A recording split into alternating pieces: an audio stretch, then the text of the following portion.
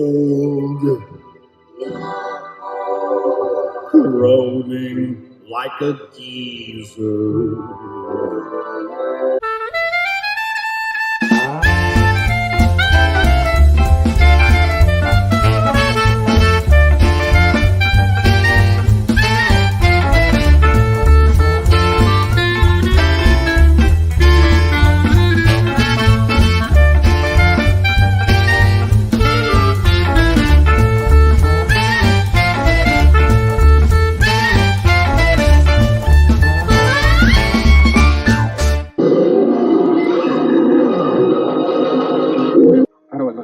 Like a hood ornament.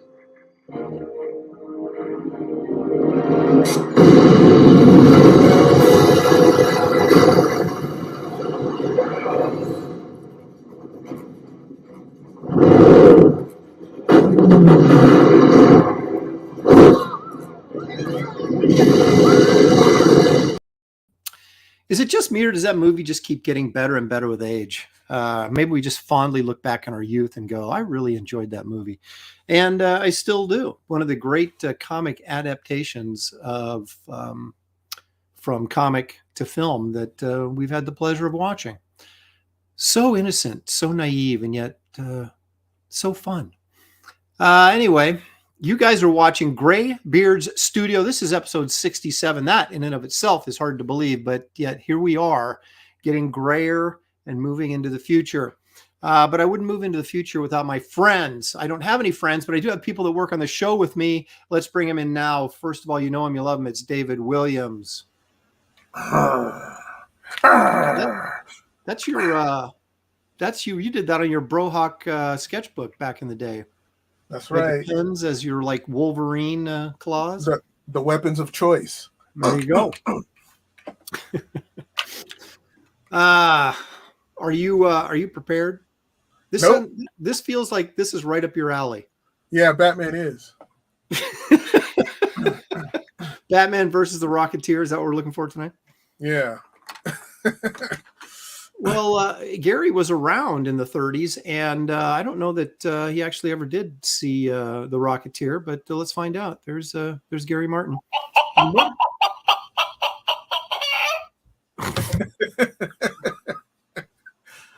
Money. So, Gary, do you have any good Dave Stevens stories you can share with us later? I have Dave Stevens stories. I don't know how good they are. We can talk about his pirate shirt era. Yeah, I remember those days. Well, let's keep this show rolling. We have a second straight week of Sasquatch in the house, and here he is, Kelsey Shannon. I want to hear Gary Martin's Howard Hughes stories. All right. What is that? That's my booger picker. Yeah,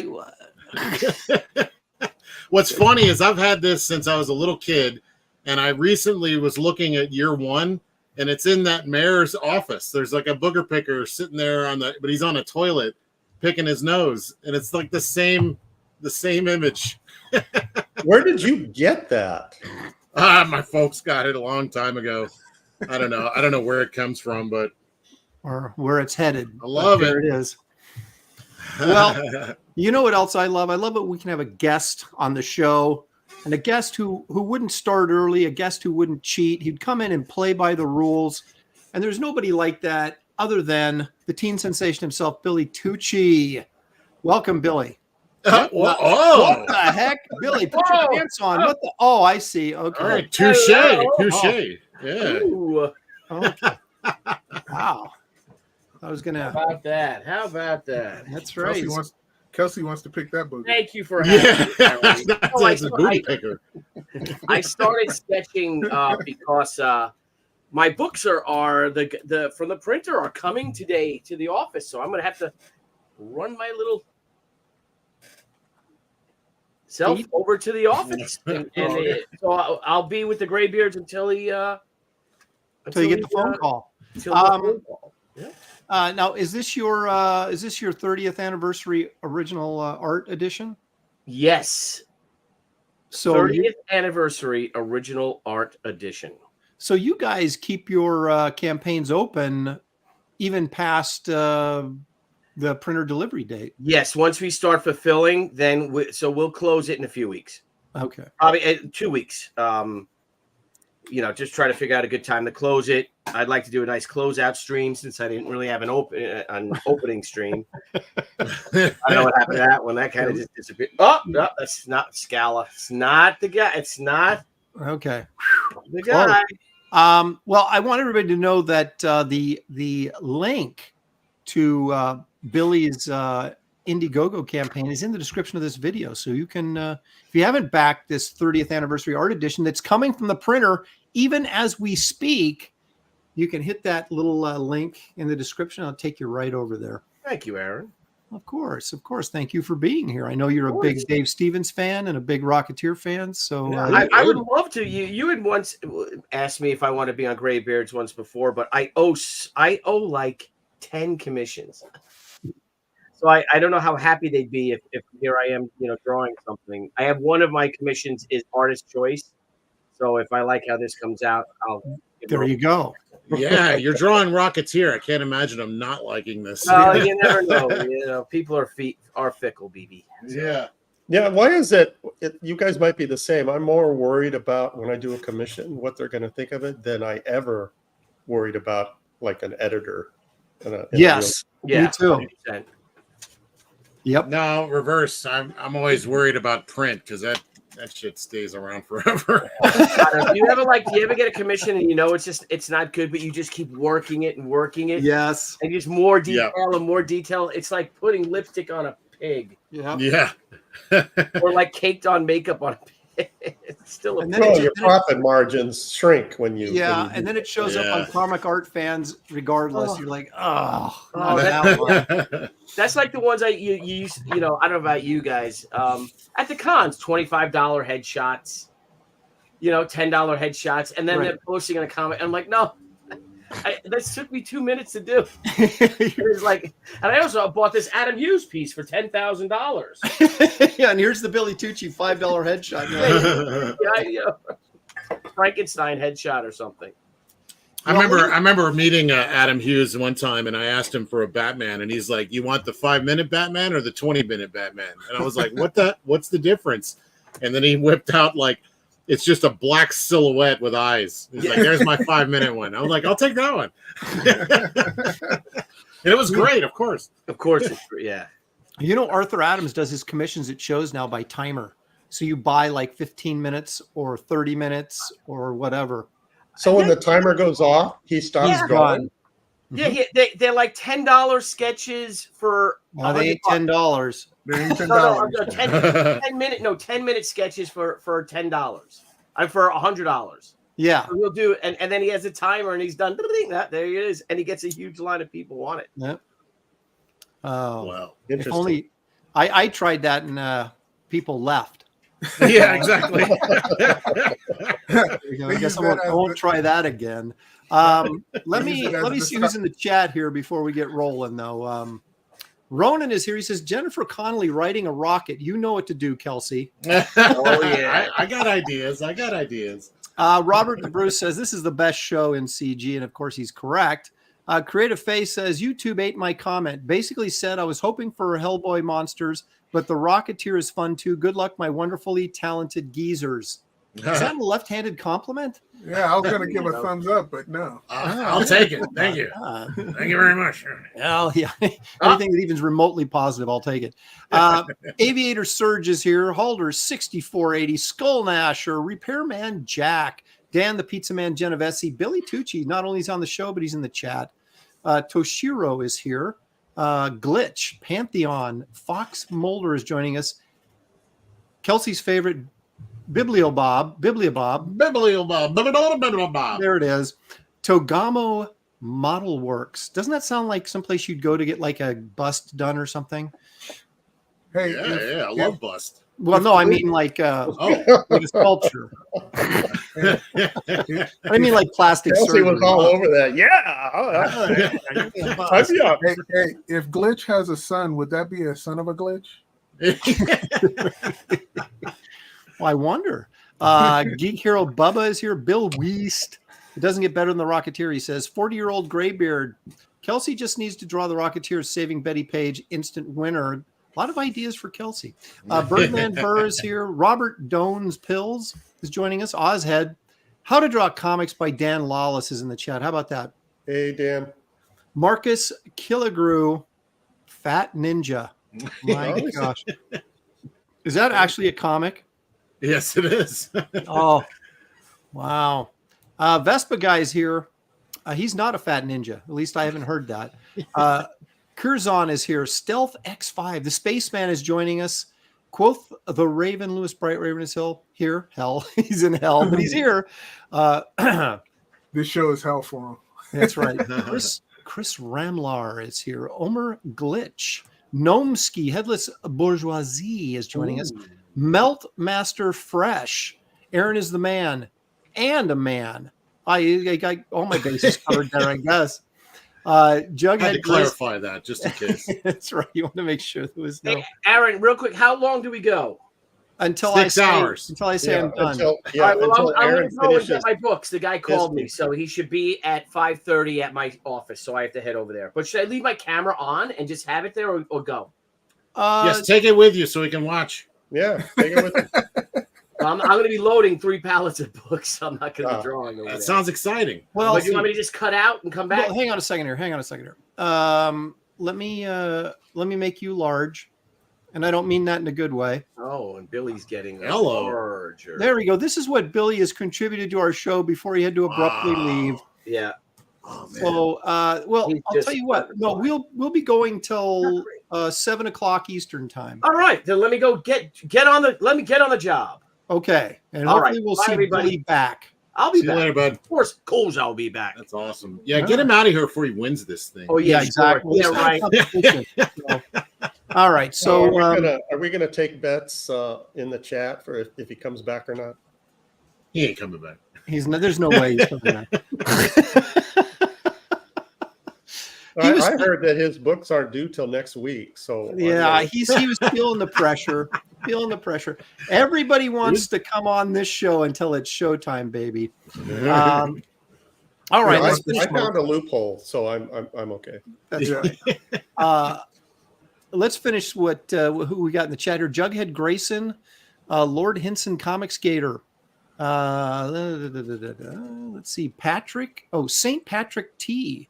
Jay Dredd. A lot of people very excited about the Rocketeer. Nordic Nerd is here. Jimmy Owens. Hey, Jimmy. Thanks for joining us. Henry Bemis all the way from Oregon. Ronan. I think I already said Ronan, but gosh darn it, I said it again. John Platt is here. Captain Bipto. You know, I have trouble with that, but I slowed down and sounded it right out. Neil Orr. He says, I enjoy any movie with Jennifer Connelly. Yes, that one too. Hello and goodbye all. Have a great show. Hello and goodbye all. Oh. Wow. That's what they all say, unfortunately. That's a snub. Give us a hit, hit the old like button before you leave. Yeah. Let's see. Judge Dredd says, no friends, Aaron Lopresti. Oh, that's pretty much me. Let's see. Angela Curry's here with her wrench. Got to watch out for her. Best Age Comics. Jimmy Owens for $5. Jimmy, thank you very much. You're too kind. He says, heading to brother's doctor's appointment. We'll catch replay. Love you all. Thank you, Jimmy. Appreciate it very much, man. We will is be his here. brother the doctor or the patient? I think the patient. Okay. Brother doctor. Is that like Brother Voodoo, maybe? It's like Brother Doctor. That's a great book name right there. Brother Doctor, right? Yeah. Use Blaxploitation Mr. doctor Nurse. show. Apparently, Angela was looking at the eclipse yesterday. Where's Kelsey? Right here, Angela. I'm right here. Obviously. Glitch said Aaron was just brushing that joke aside and moving on. I can't read them all, Glitch. I'm just trying to get through the names right now. Curzon is here. Zaid Comics. Kelsey. Of course, that's Merv the Astro Chimp in the chat. Oh, Angela. Now Angela sees him. Kelsey, when did you get here? Oh my Yeah, gosh. she covered one eye and squinted with the other. It's like the new vision test. Can you see Well, Kelsey? when Billy's around, the women just don't see anybody else. Yeah. That's true. yeah, That's yeah. true. The Yeah. teen sensation. Oh my goodness. Okay, let's see. Marcus Killigrew, purveyor of all things pop culture knowledge, of course, is here. We got anybody else? Now, it's not that I don't want to read all your comments. It's just, folks, we just don't have time. Joe Bernardo is here. How about that? John without an H is joining us. He's a monster. Eric Boyd, he says, right on, The Rocketeer among my top 10 favorite superhero movies. Dave Stevens among my top comic artists. I hope Aaron doesn't screw this one up. I have a story about seeing that movie I got to share later. So, Well, hang on a second. I've got to take Yeah, care of this first. no. Okay, Eric, thank you. The Normie Nerd is here, not to be concerned. There's the Nordic Nerd, but not to be confused with the Normie Nerd. Two totally different people. Michael Bancroft. That's a contradiction. Isn't that a contradiction in terms? A little bit. Possibly. Michael Bancroft, all the way from Australia, and he's just here to say hi to Angela Curry. You didn't have to come all this way just to say hi to Angela. Angela, I am getting sick and tired of people liking you more than us. Exactly. Oh my goodness. Okay. Hidden Hand Media is here. Got the book today, Gary. Thanks. Can't wait to go through it. Victor says art is a disgrace. I don't even know what is he talking about Arthur Adams? I don't know what he's talking about. Kelray, I think he means our art is a disgrace. Well, okay, but that's not news to anybody. Pedro Ang is here. Fox Mulder for 20 large. Thank you, Fox. Thank you very much. Actually, have you guys seen? Oh, go ahead, Gary.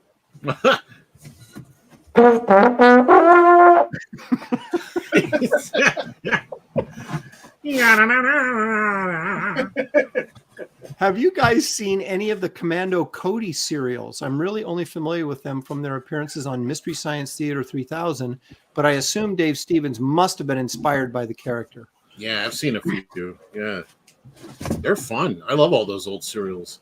Oh, yeah, they're great.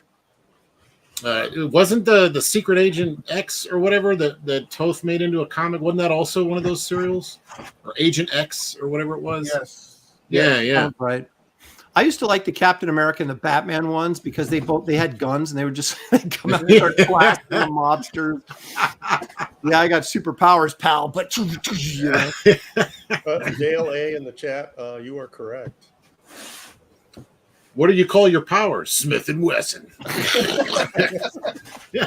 Now the Vesta guy says, "I'm a skinny ninja. I'm in fact a martial arts instructor student for the last decade. Uh-oh. Whoa. So watch out for the Vesta. Yeah, we're gonna have to treat you My more- ninja. He's more- not a fat ninja.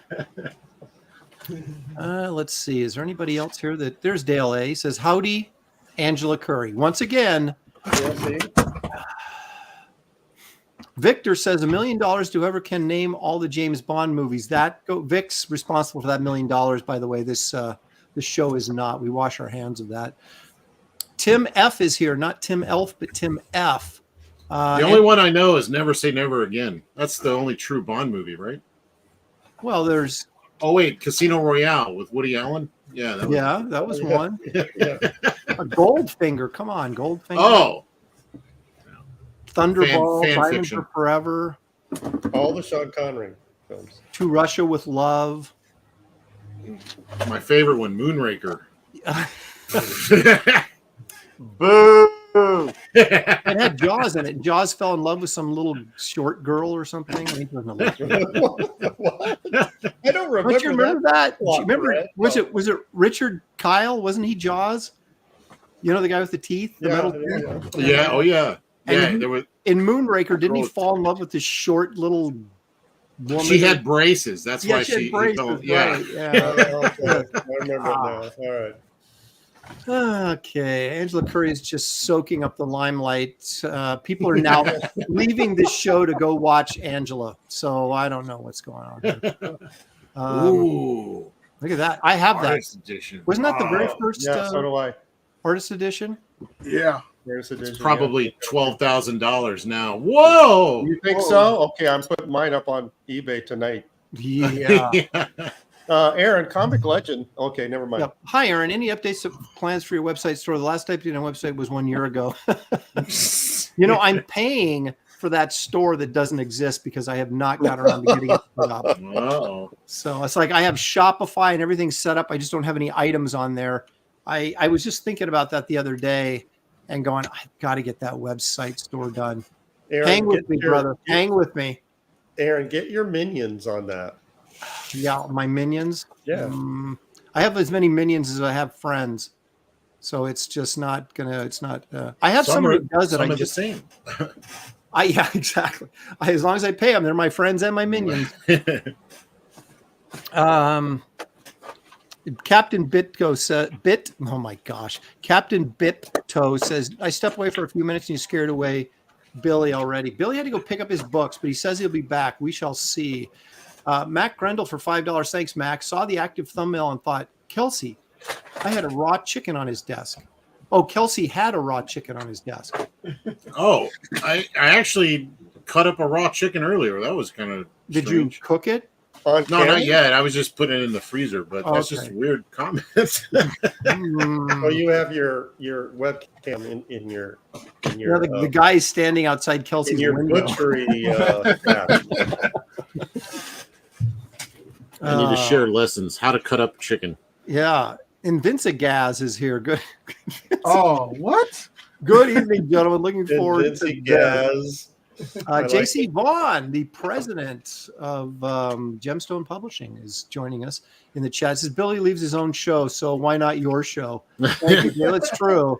He's a busy guy. That's right. When you got to go, you got to go. What can you say? But hey, guys, there are some of us that are stuck around, so please hit like and subscribe so we can continue to grow this channel and get guests who will actually stay longer than 5 minutes. Yeah, Aaron, what's with the quality of the guests? I don't know. It's slipping, apparently. Blue Boy Comics says, Aaron didn't say hello to me since I hate Captain Kirk. What? And I'm still not going to say hi to you. So there. Yeah, he knows you. Dad's Den of Pop Culture. Can't wait to see what you guys come up with today. Me either. All right. Here we are, gentlemen. It's the Rocketeer or the Rocketeer universe. We could, theoretically, any of the characters, like maybe Doc Savage or the Shadow, because Lamont Cranston was in there. Are we sharing? Are we doing what? Sharing. Oh, yeah, sure. Larry. Okay, just share my stuff. We don't have to share your stuff. Yeah, well, I totally forgot. So thank you for reminding me. David, do you have anything you want to share? Yes, I do. Actually, I sent you some things. Oh gosh. Yeah. David, you're making Aaron click a button. Oh, exactly. Watch him bring out in the multiple sweat. buttons. Oh, that's nice. Did you do that? What? Of course I did. Oh, that's nice. Of course, there's more than one. It's not just one nice thing. You selfish bastard. Oh, wait, there's another. Okay, it's just three. I have to push 2 buttons. Look at Gary, who does absolutely nothing on this show. He can't even leave the chat, and he's making fun of me. He blows stuff here. Dude, he's important. He ridicules you when we're busy. Okay. Yeah, we need that. Yeah, All right, I let's got a take a look deal at with it. David and Kelsey. Let's take a look at what David's having me share for him. Okay, here we go. Here's the first one. Oh, So that was very nice. That was a Dang. commission. Yeah, that was a commission. And the guy wanted, I had to have one of those MP3 players in the piece somewhere. So, Did you write the dialogue? yes. The future daddy-o. And she's listening. She's listening to Elton John's Rocket Man. The voicemails of all the men who've calling for me. That's why. I got to put that on my bucket list to have some young female call me Daddy-O. There you go. As long as you have the EDO at the end of it. Right. Yeah, it's less creepy if you have Yes. One way's cool, the other way's creepy. Yeah. That's a great piece. I love the likeness on Betty is really good. Yeah. I'm starting to get a little worried now. Well, now wait till this one hurts. This one's actually really, really good. Not that the other one wasn't good, but this is I got the color. Duck Your Heads. This is just yeah. I love that one. This is just the beginning. Yeah. We got the full color one next. Yeah. I did this for IDW. They were doing the tribute book to Dave Stevens, and Scott Dumbier had me do it, but he didn't put it in the book. Thanks, Scott Dumbier. Jeez. He didn't put this in the book? He didn't put it in the book. I forgot about that. I got paid for it, and Kelsey colored it. I sent you the color piece too. Okay. This is great. Let's take a look at the color. I can't believe when was that? That was feels like so long ago. Oh yeah.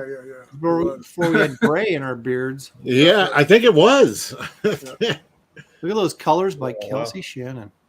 Yeah, I even put in the newspaper. I think you gave me a newspaper to stick in there, and it came out great. Yeah, but didn't use this in the book. Didn't put it in there. Didn't make the cut. Wow. Unbelievable.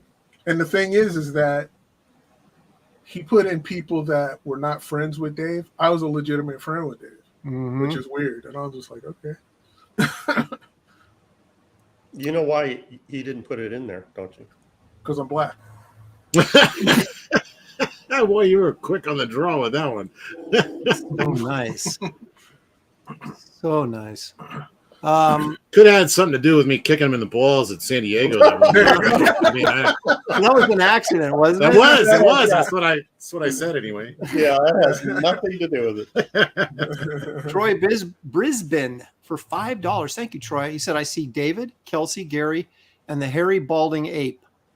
Williams for the win, Daddy-O. This will knock the hair right off you. Jeez. And I got one more thing to show. Oh, David's not done. I got a package. Oh, so this is something actually you can show yourself without my help? Yeah, but there's also a link in there that I want you to share with the other people. So they'll probably want to get one too, because this is awesome. Be careful not to show any addresses. I'm not. That's why I have it on the other side. Okay. All right. Oops, wait a minute. That's me. We want a hairy balding ape. Yeah. Oh, wow. The anticipation. Oh. What? Oh, holy crap. That's out? Yeah, Dave Wilkins, his character, El Zombo Phantasma. Dude, I love Wilkins, man. What a freaking prince that guy is. I don't know who this is. What? You don't know who Dave Wilkins is? No. He looks a lot like that picture, actually. Okay, yeah, he does. Make sure I'm nice to him. Yeah. He's super young. But this is his figure he had made. And they're selling out. I would suggest, if you're interested in this kind of awesomeness, to go and order one. I sent Aaron the link that he could put into the chat. Yeah, but is he going to? That's the question. Oh, cool. Look at that. Wow. Dude, somebody's going to Kit Pash a Bane out of that. Yeah, sure. But this That's character great. in and of itself. And this is one of two. I think he's going to... There's an alternate version of this character that's all purple and monstered out and stuff, so he's even crazy larger. And so, yeah, man, get this. I asked him if he would be interested in doing a cover for my book, and he seemed stoked on it. So I couldn't only imagine how he would do it. So It'd be insane. I want to send him some love and send some people his way. So people in the chat, go and check him out, and hopefully Aaron will put his link. Hopefully Aaron will put his. Yeah. Is he still working on the El Zombo book? Yeah. Okay, good. Yeah. So I'm doing a piece for him in it. So. So it's called El Zombo. Is the name? Yes. Yeah. Mm-hmm. Okay, let me see. Yeah, he's great, man. He does like He-Man illustrations and things like anything with a big muscle dude. Yeah, he's done a lot of DC covers, Yeah, which are really great. All right, there it is in the chat. The El Zombo figure takes you to the store site. nice, good deal. The kid in me wants to open it up and just display it, but the Yeah, collector in me play with just it, wants man. I want to keep it in the box because it's awesome. I don't want to mess up the box because he did some art around there too. So that's. I it. know these boxes now with these, especially these boutique action figures. They have the best boxes and the best box art. Yeah. Here's let me show you the website real quick here. There it is. There you go. Kamikaze. Nice. But that link is right there I put it in the chat. El Zombo Phantasma, 12-inch vinyl figure. So you can pre-order it, but obviously it's out now because they sent it to you. Mm-hmm. That's very cool. Yeah. Get in where you fit in. These are awesome. All Great right. Gary, now it's your turn. I Oh, went through a Dave Stevens period where I was doing a lot of Dave Stevens recreations, mostly as commissions, and then I didn't have a Dave Stevens commission lined up. I would just do one and put it up for sale, and it would sell right away. Of course. So I ended up doing most of his covers and some interior pages, and that's literally honest stuff. that's got to be one of the most iconic images ever in comics. Yep. 100%. I mean, they even recreated it in the movie like flawlessly. So Right? Yeah.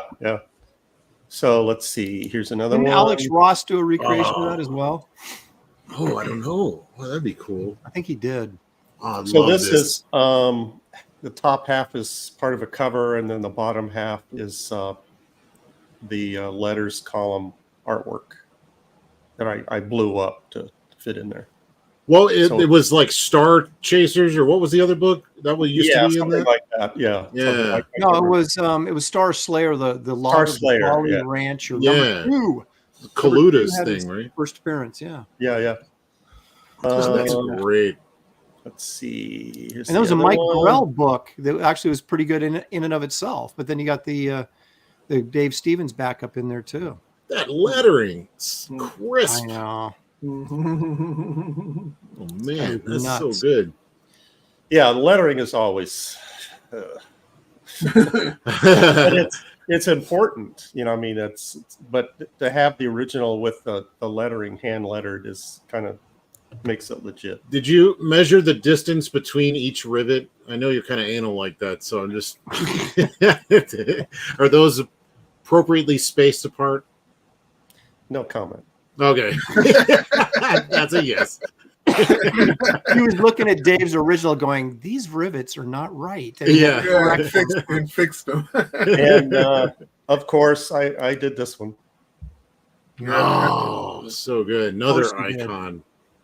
Golly, man. Did you sell these? These are commissions? Yeah, they're all like if I needed money for whatever reason, I do. God, I might have to commission. How much do you sell, like right away? How much do you do one of those for? It depends on the piece. Anywhere from 300 to up to Oh, man. 1,000, just depending You're on tempting me. Well, Me. I'd love a Dave Stevens piece. he inked said by he'd you. trade you for a Captain Caveman piece if you have one. Oh yeah? Did I thought I already sent that. You sent it although by Wells Fargo because it isn't here yet. Yeah, I don't duplicate recreations. Like if I've done one, I won't do another one unless it's slightly different. Then I'll do it. But No, I got a few favorite Dave Stevens. Well, what do you pieces want? I He can wants think that of. Betty Page piece, but he wants himself behind the camera. No, I want the one with the three chicks standing in front. It's not a Rocketeer piece, but it's a Dave Stevens. And I can't remember what book it was for, but it's three women standing in the front of like some brick wall or something, or maybe it's two women and a guy. Yeah, it's right. It's there's one like that that's rated R. I thought that was I thought that was the poster that he with the two nudie chicks. Yeah. Let me see if I can find it. I know what you're talking about. Yeah, I got to start saving money anyway, so I'll show you later. You know, Kelsey, you know how you get a lot of money quickly? Oh, yes? Rob a bank? Finish his coloring. Yeah, turn in some colored pages. I guess I could. I'm busy playing around on Procreate. Yeah, I know. You're doing that. that little bit of animation you did at the end of that trailer was... Yeah, can we watch that at some point in the show? Yeah. Oh, sure. Oh, we're definitely going to see that. Yeah, well, Kelsey, when you get a chance. Yeah, I'm gonna share. Is it my turn? It's your turn. Here you go. All right. Well, I'm working on the collector's card, which I didn't even realize was a thing until after the campaign went live, and I realized I needed to do something. And then the power went out because we were having bad storms. But then I remembered I had this. But you can, I did this earlier, and you could do this. Check this out. Yeah. I show my work. Cool. That's what they tell you in math class. My wife always said that. Show your work. I used a blurry pencil, so there we go. You can kind of see it come to life. These are those situations where I'm like, I don't know if this is going to work. I'm just going to do it. And it just kept getting better. I was like, okay, that's not bad. At first, you're just painting it like if it was an oil painting and you're just doing layers. Pretty much, yeah. And just keep tightening it up until it's done. So it was looking pretty good. So with the color right here, it totally reminded me of like Hildebrand's stuff. Yeah, you're right. Yeah. You're right. Yeah. I was gonna say, is he holding like Cheetos? Yeah, somebody put a taco or something in there. I think it might have been Mike Barron. He was being cheeky. He's melting quesadilla cheese. Yeah, so there you go. That's just a little show and tell of that. Getting that finished maybe tonight. I do have a bunch of pages to send you. I was just trying to get more. That's what Gary thinks of that. No. we have a $20 super chat from Geek Avenger. Thank you. He says, thanks, Geek. He says, hi, Comicsgate. Hail, chat. Hail, Graybeards. Don't ask me how, but Squeaky and I ended up with 3 copies of Gary's book. It's worth the money, folks. Whoa. There you go. I think there were 3 orders that they came at different times. I could be wrong. You might have gotten the 3. They weren't keeping track of their orders around the house. My warehouse guys are kind of fast and loose with the. Better check the receipts, make sure Yeah. All right, I got nothing because all I've been doing is drawing Kit Carter, and I can't really show you that because I don't want to show a panel. Yeah, but let me see here.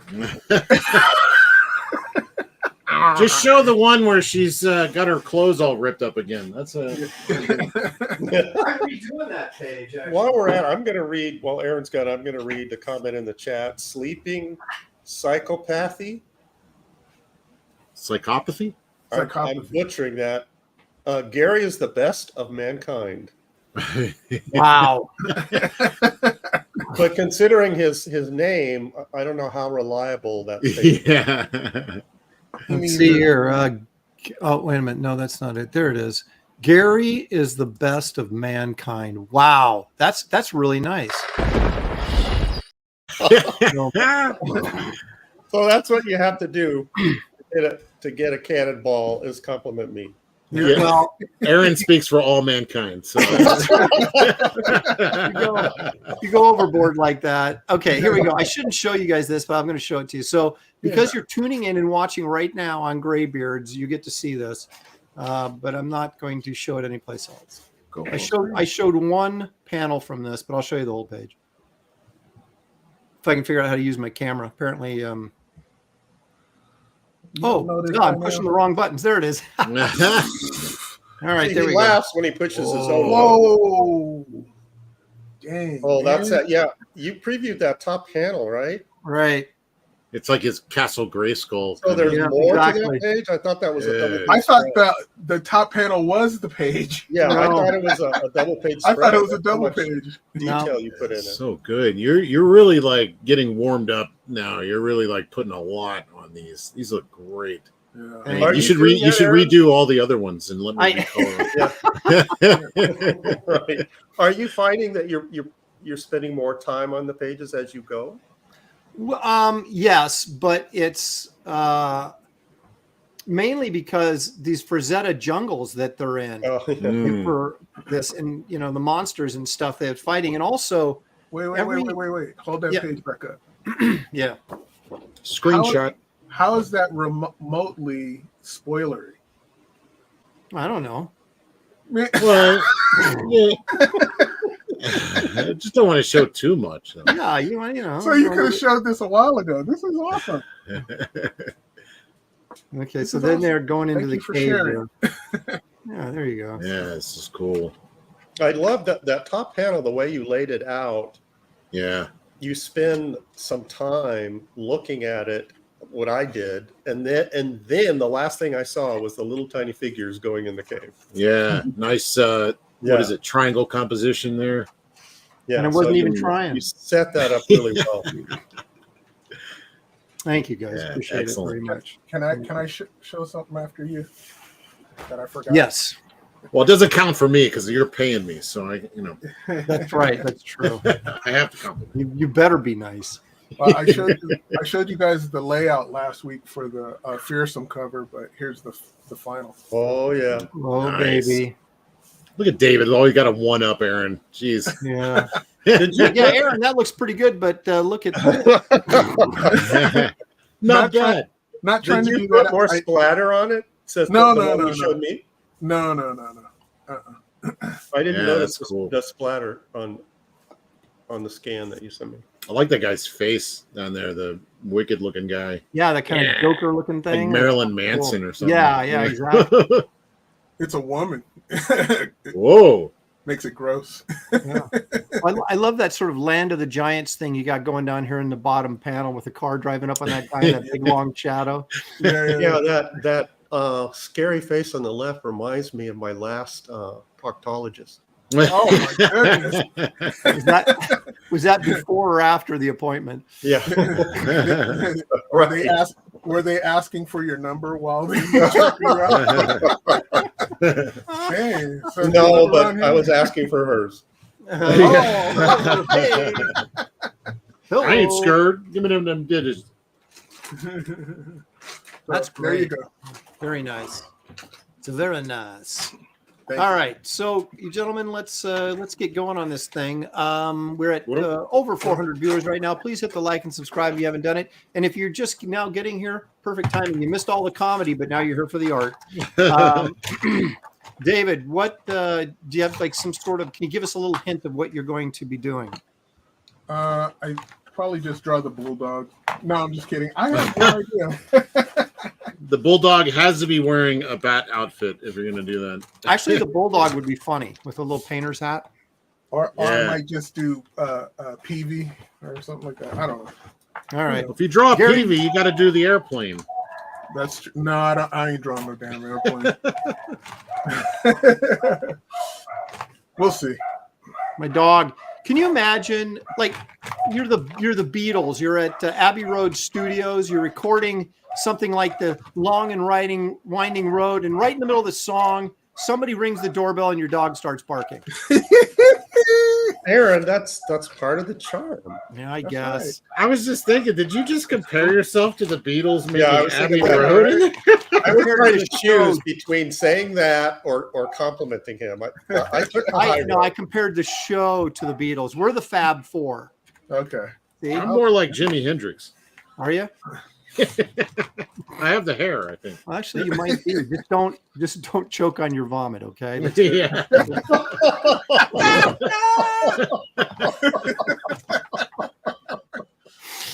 Kelsey, Uh, whatever okay, you do. so, Kelsey, Don't what? choke on your Kelsey, what are you going to be drawing? Do you have some sort of idea? Yeah, I mean, I'm going to draw the Rocketeer, I believe. Yeah, at this point, this is a competition. Yeah. We're all doing the same thing.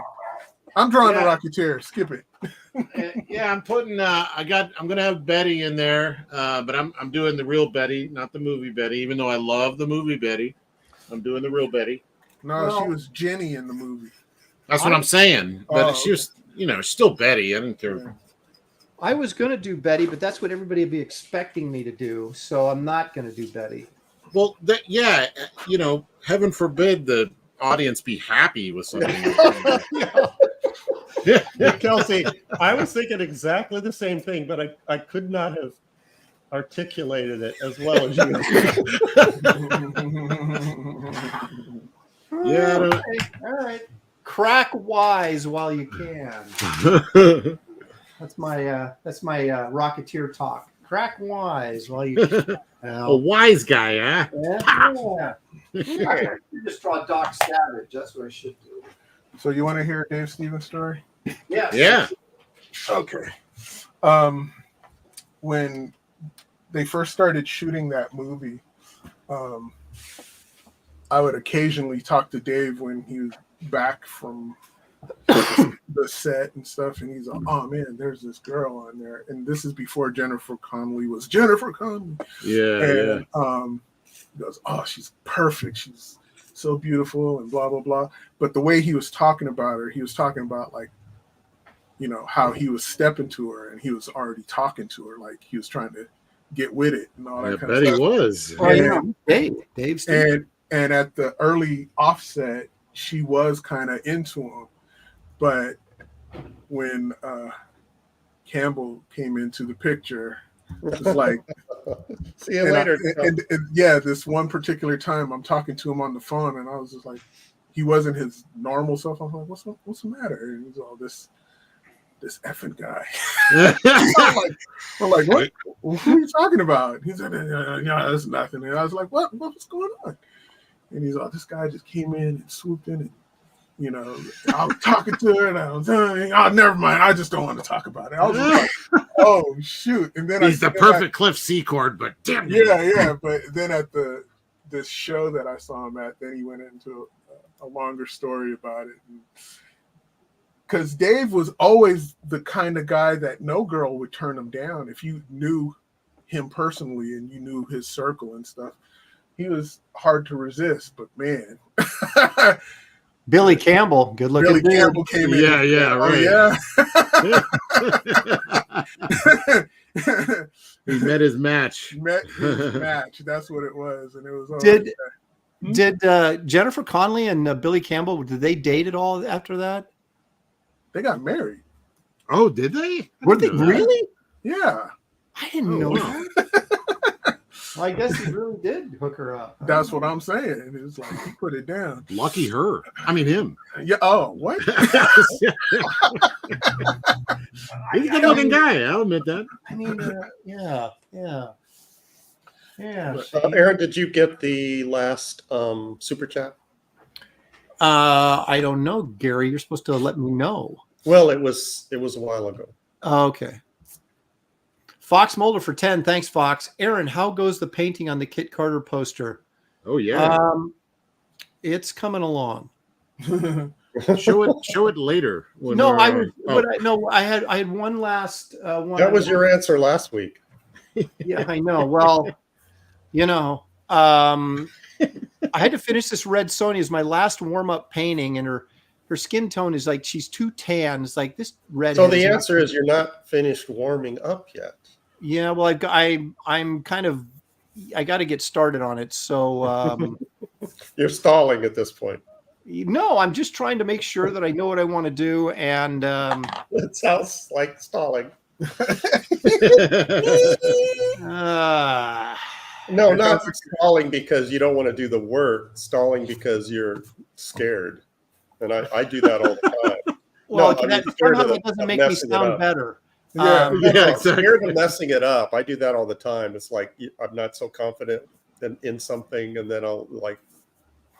Well, I keep going back and forth between. I keep going back and forth between acrylics and oils, and I was convinced I was going to do acrylics, and I wanted to do this one. I had this Red Sonja thing. Like I said, it looks fine, but she's too tan, so I'm pissed off. And I'm like, do I want to go back in and lighten up totally lighten up her skin, or just leave it the way it is? And yeah, I'm gonna have to start next week on the actual movie poster if I want to get it done when I need to get it done. So Fox, okay, it will be soon. that's an update. There you go. And Geek Avenger for $2. Aaron is not the walrus Cuckoo. I'm not a big John Lennon fan, so I would never claim to be the walrus. And you have another one. Oh, Kellraiser for $4.99. Thank you, Kellraiser. Billy Campbell was also the runner-up for the Riker role on Next Generation. How about that? Interesting. Oh, yeah, that is interesting. Hmm. Can you imagine? I mean, that's. I talked to him at length at a show. I can't even remember where it was, but seemed like a really nice guy. You know. I remember. Go ahead. Sorry, Kelsey. Go ahead. Oh no! I remember him in like two other movies. He was a cowboy guy in Dracula, and then he play. Oh, yeah. Wasn't he also in Always? He played the kind of goofy pilot that becomes like the main pilot at the end. That's probably a different guy, actually. Never mind. It's like I don't even know what I'm talking about. Yeah, I don't know. Just Jack Elmy says Conley was engaged to Campbell for 5 years, but did not marry him. Okay, well there you go. Well. Oh. So Dave didn't consider proposing. Campbell considered proposing, but not going through with it. Yeah. So the inference there is that Billy Campbell was the reason they didn't get married, not Jennifer Connelly. Yes, that's my theory, and I'm sticking to it. Okay, lunatic! What a lunatic! When you have something that good, how do you let it go? I don't know. When you're in Hollywood, baby. Yeah. She's obviously crazy. Yeah. John says, think he was in a show not long ago called Cardinal. Oh, okay. And he says it was awesome. Wasn't he in some sort of like what was the name of that show that was it was like a corporate kind of ladder climbing sort of soap opera-ish kind of show this was probably 10 years ago now, maybe more. Empire, something, not Empire. What was it? Gosh dang it. He was in some show. You guys in the chat know. Come on now, help me out. Wasn't he in The Killing? Wasn't he the politician in The Killing? Or maybe I'm thinking of some. Maybe I don't know what I'm talking about. Still, I'll be quiet. I haven't seen The Killing, so I'm not sure. Oh, that's a great show. Is it? It's only great if Billy Campbell's actually in it. Yeah. Oh, he is. The Killing. Yeah. Yeah. Okay, I was right. He's got one of those faces. He kind of blends in. So there's a lot of handsome men in Hollywood. Yeah, it's amazing how that works, isn't it?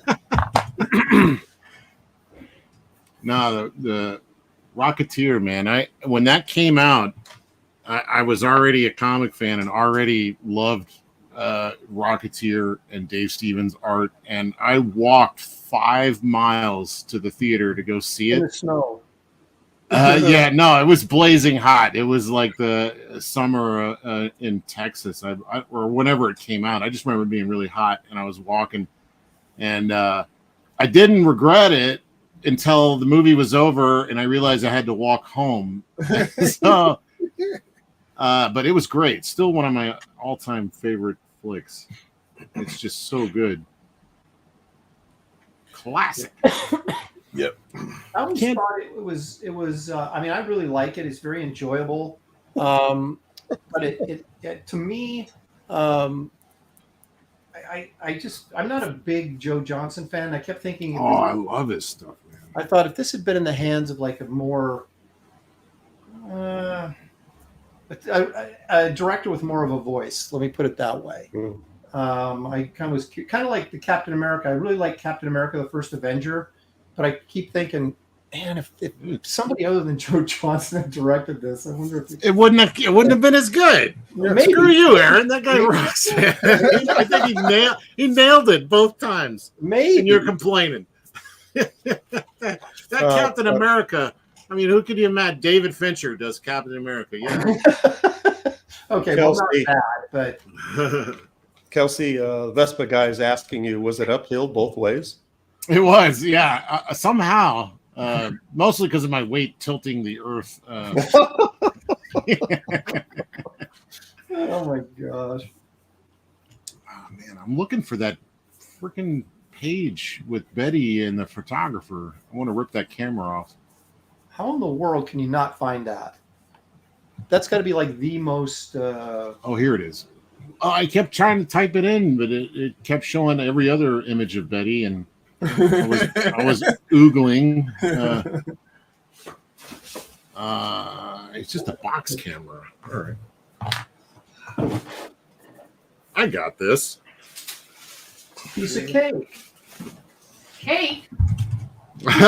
Somebody say That was cake. hilarious. Wow, you're quick.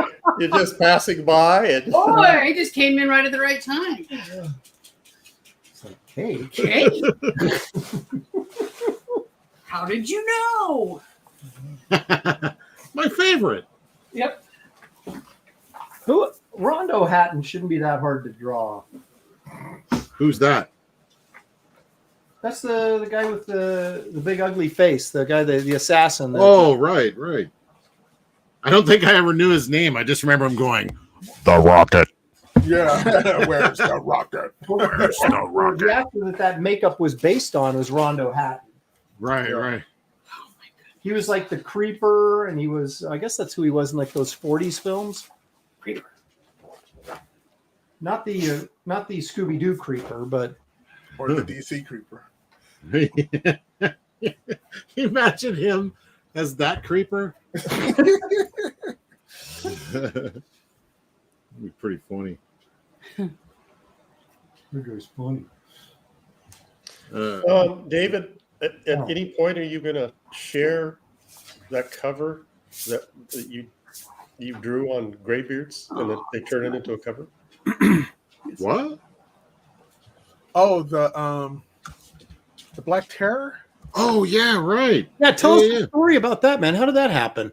Hold on a second. I have that. Let me pull it up because I think that's awesome. Yeah, it came out really good. I mean, it was already good, and then just seeing it in print is always, man, That's not something about it. freaking print. Poor guy. Yeah, I know. Okay. Sheesh. Give me 1 minuto. Lost my damn eraser. Well, the story Yeah, behind it, Kirby said, right? what? Yeah, right. I don't get paid to erase. Yep. Well, the story behind that cover is I drew it on Graybeard's and I painted it. I finished painting it after Graybeard's. I did the pencils on Graybeard's and I painted it and showed it the following week. And then a whole bunch of time passed, and Kelsey's friend Brian Denham, contacted me Antarctic, yeah. at Antarctic and asked because they're doing some book with Black Terror, and they said, "Hey, do you mind if we use this as a cover? We'll pay you." And I said, "Of course." Oh, you'll pay me. Yeah. That's better than cake. Yeah. He asked me to give him your info, and I was like, who? Yeah. You're like, no, let me do a cover. I got a cover for no. Oh, okay. All right. yeah, you're like, Yeah. When I get your a agent's fee. when I get a call out of the blue from a stranger, and then they said, "Oh, Kelsey gave me his number," I'm like, "That mother." Aaron, could you pull up my you screen, got it? please? Sorry, I was Yeah. looking at Rondo Hatton. Where are you? Let's see, where can we hang this? Kabam! Oh yeah. Oh, it looks so good. Just can't Yeah, get it turned out great. Yeah, David Williams, the Black Terror. That's right. Actually, if you just Photoshop Obama's face in there, it'd be perfect. Oh, What? Huh? Nothing. What? Aaron, while we're talking about covers, are you going to share your big one? Yeah, share your big one. Big cover. What? Yes. Yeah, so see, Aaron is as we know, he's modest and doesn't like to talk about his work, so I'll do it for you. Okay. Aw. This is Aaron's milestone. Oh my gosh. Congratulations, you finally made it. Oh my gosh. Oh. Wow, I didn't even think they were still making it. Yeah, the special bonus article, that's where I have a beef with. I don't know about dominating. Oh my my gosh, gosh. Well, Is he all the best top artists in that section? Like he should be like Yes, all I of them, think so. and the writers, best writers, Oh my god. fan favorite writers. Up and coming. Someone to look out for. Next latest greatest thing. That was a good setup, G. I have to give you props on that one. Yeah, I need a copy of that, Gary. You have to print that out or send me. You got to frame it and put it on your wall. Like, I'm going to see how many people buy it, and they're like, "Hey, wait a minute." Hey, can you go back to that piece, Gary? Because I noticed something. Okay, hold on a second.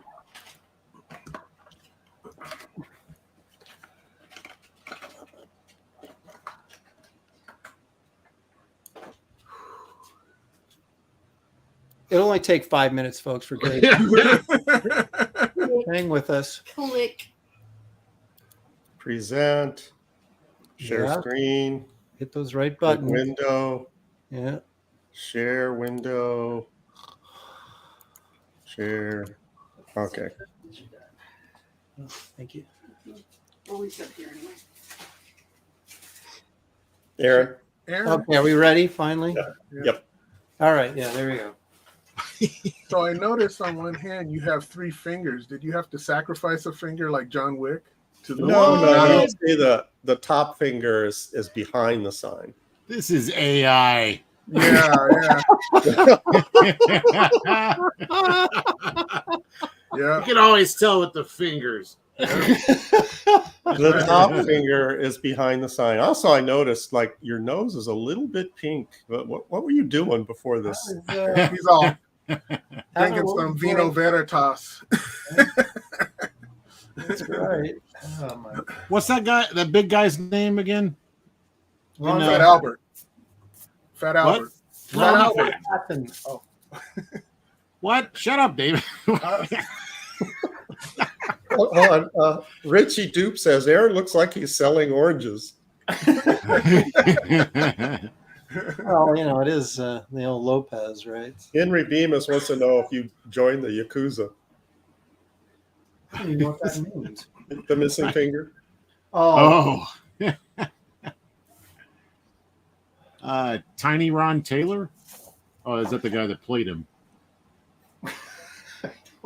I don't even know what you guys are talking about. You lost me. No, I'm sorry. I'm still trying to figure out. The guy that you're drawing. He wanted the to big know guy in the No, his name is Rondo Hatton. Hatton. Rondo Hatton. Rondo. All right, got it. All right, good. And the thing is, they show like a normal picture of him when he was a young man in his 20s, and then he got this disease that did that to his face. He was like this young, good-looking guy, and then that must have been pretty tough to deal with. Really? Yeah, but look now he's a legend. I love this guy. It's true. He was in the Rocketeer. How many people can say that? Well, I mean, you could have like a normal face and fit in with everybody, and then you wouldn't be immortalized in the Rocketeer. That's right. Well, I mean, if you could trade all the grief he got for looking like that to being that small role in the Rocketeer, what would you choose?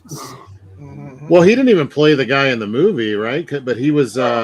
He's immortalized in the comic, though, for sure. I mean, he'll always be like synonymous with that. I mean, I'll always think that about this guy as one of the big villains or henchmen in that.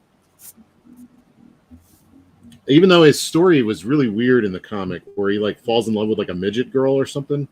Oh yeah, I forgot. and he's like a circus. Oh, yeah. In the circus. Yeah. That was like the last story, though, the very last episode. Right, the one the Dark Horse did. Yeah. And didn't Arthur Adams help them out with that? Yeah. Yeah, a bunch of people didn't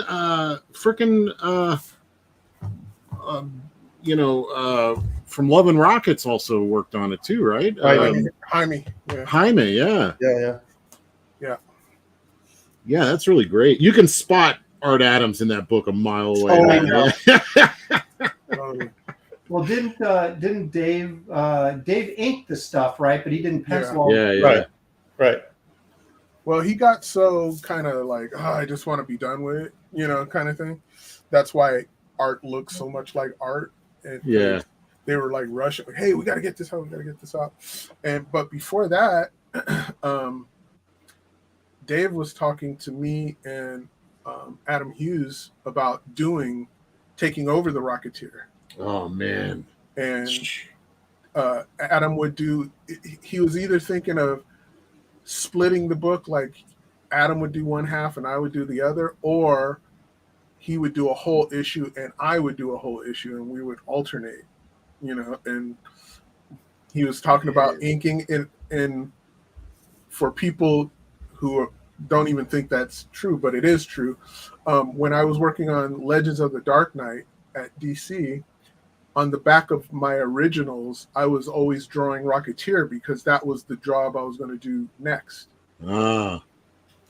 And it just didn't happen. And neither worked out. Yeah. Yeah. And I was just like, ugh. But I'm kind of glad Legends didn't work out, but that Rocketeer would have been awesome. Yeah, it would have.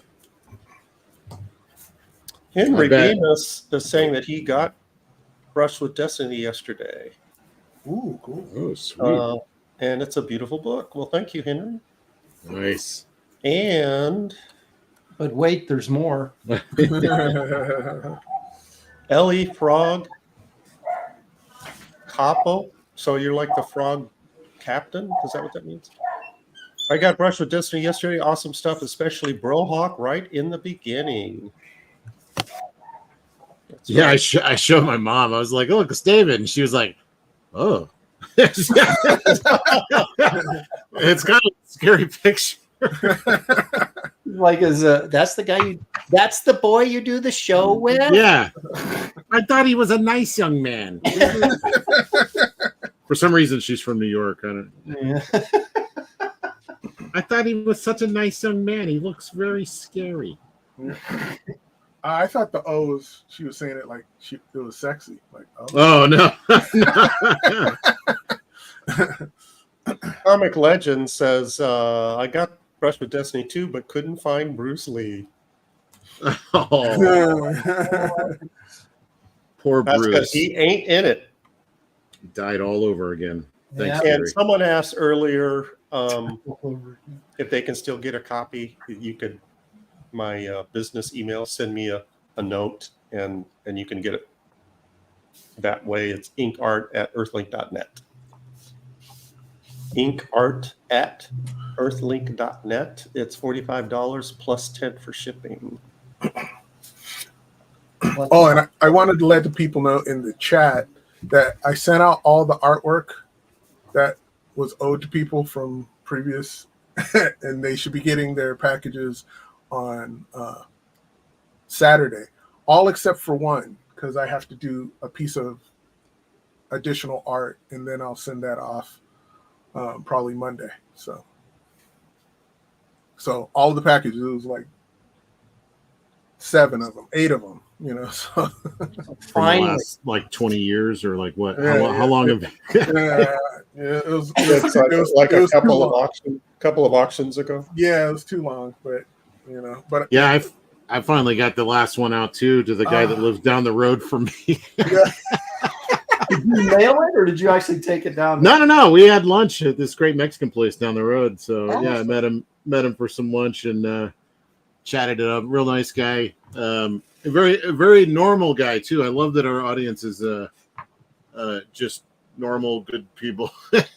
So you might have. I was the weirdo, of course. Yeah, you crediting that one guy is that he's representing the entire chat? as being Yes. I would like to Okay. think that they're all normal. Yeah, as normal as us, anyway. Oh God, I hope not. I hope they're. Wait a minute now. Let's hope not they're be- more normal than that. Troy Bisbin is asking if should he add $5 extra for a Costco dog? That's a good idea. I love Costco hot dogs. Mhm. Well, Maybe you can make other people cry there at Costco. Yeah, exactly. Yeah, Keep your string alive, man. that's true. But I joined Costco just so I could eat their hot dogs. It's what is it like? I remember it used to be like the hot dog and a beverage for like $1.50. Back in the So day. I know it's gone up. Yeah, I know it's gone up, but still, what a deal. I used to at Sam's they had pizza, so Costco is hot dogs. No, they had pizza too. And it was, Oh, okay. Yeah, it was very reasonable, just a couple of dollars. I used to go to Sam's just to eat the slice of pizza. Yeah. Yeah, they had that flat, greasy, almost New York style kind of pizza. That's why I all my New Yorker friends, they were like, New York pizza, New York pizza. Oh. Because when you like describe something disgusting, you don't say greasy, you say greasy. Greasy. Greasy good. That's what Italians. What? What? Vespa guy says you don't need to ask Gary to make people cry. It's implied anytime he goes out in public. That's right. It's like this is a fringe benefit of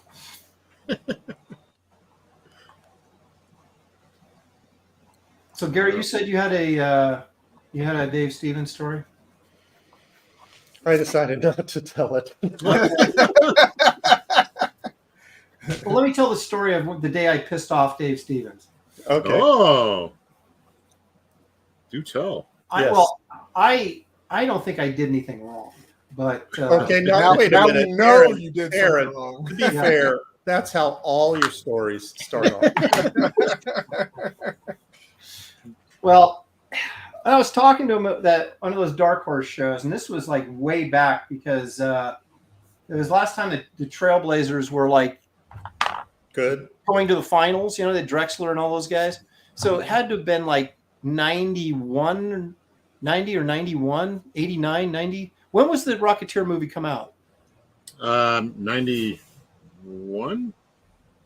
So it's probably was before. 89 was Batman, so I don't think the movie had come out yet because I think everybody was talking about it, And so I went and was talking to 91. Yeah. I was talking to Dave and, just talking about different things and stuff. And so I just said, so when are we going to see another issue of the Rocketeer? Oh. Oh boy. He got, well, what do you mean? He got pissed at me. And I was like, I didn't mean it like that. I just meant that you're slow and we'd like to see more work. And then Oh my goodness. Geez, Mark Schultz doesn't get all spicy when you ask them that over and over and over like I've done. Over and over. Tie him down and yeah, I was like, I felt so horrible. I'm like, what did I say? The old Bugs Bunny thing where he's like, what did I say? But yeah, apparently asking, because I think he eventually said, you're about the millionth person who's asked me that today. And I'm like, okay, sorry. But I do want to know when the next one's coming out. Yeah. So what's the answer? So what's the answer? Everybody's asking you. well, I mean, he should pull a Sterenko and just say soon. Yeah, it's coming out. Hey, yeah. I'm sure it'll be done one day. It's coming soon. Coming soon to a theater near you. No, I ended up. As soon as David finishes it. That's right. David Williams is working on the next issue. So talk to him. Oh, okay.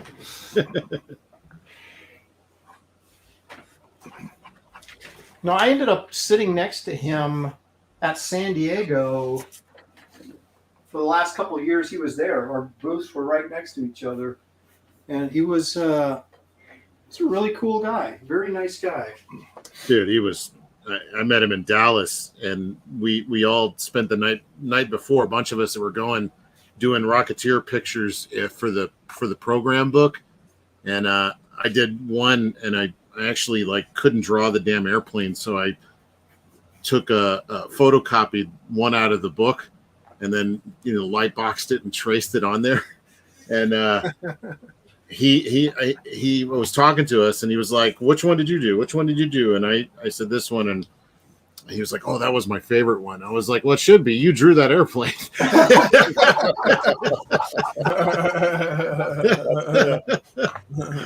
Yeah, he was super, super cool. Very just laid back, so pleasant. Yeah, I wish I could have talked to him more.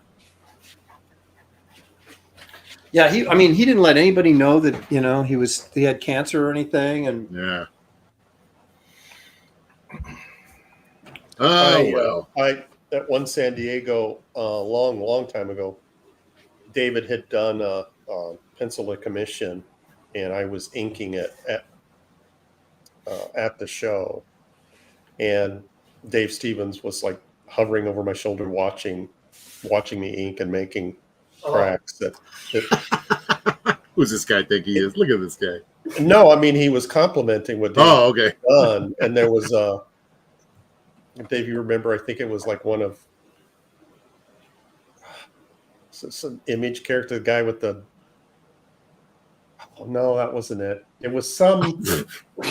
I can't remember the main character, but there was a guy in the background being burnt alive. Okay. That sounds horrible, but the way you drew it, it was funny. wow, And that's what Dave was laughing at. He's just like kept pointing at it. Look at that guy! Look at that guy! he's burning to death. It's hilarious. Yeah. So that's.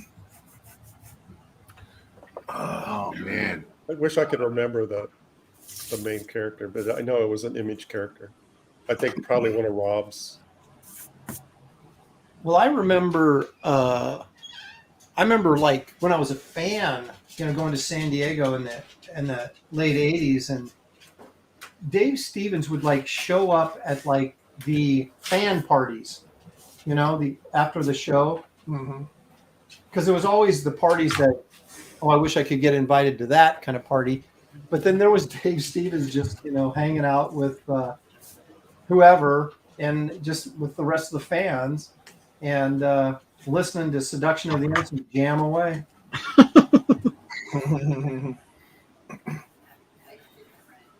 Yeah, he was a good guy. One of the rare ones. Yep. Except for that whole Jennifer Connelly thing, That's a blemish on his record. Otherwise, exactly. He's perfect. Couldn't close the deal, huh? All right. You're not who I thought you were. I lost respect for him then. Yeah. So Billy is still further ahead than you guys are. What do you mean? I'm inking. Oh, okay. I'm I already did 2 drawings. What? Yeah, I'm about to do a 3rd. Your mess ups don't count. David. Oh, okay. Oh. Damn it. Do you keep changing your mind, David, or are you going to be drawing all these? Yeah, no, I'm changing my mind. I'm on my second one, so.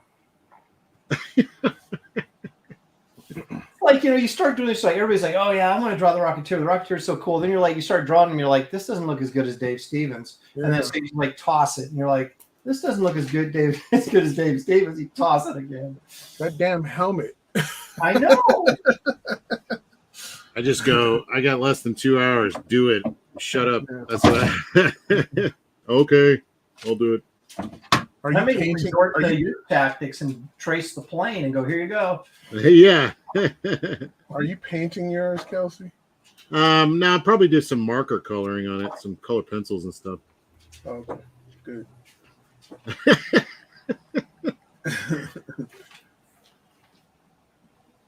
The Rocketeer responds. There's the letter. Yeah, the letters page Right piece. there that you were talking about. Yeah. I think Dave did more Rocketeer illustrations than he actually did pages. Yeah, probably. Man, I would have loved if he'd have done just a few more books, you know. I know. Not even of the Rocketeer, you know, like a Superman. Well, yeah, I mean that he didn't he do a couple of Who's Who for DC? Oh yeah, I think so.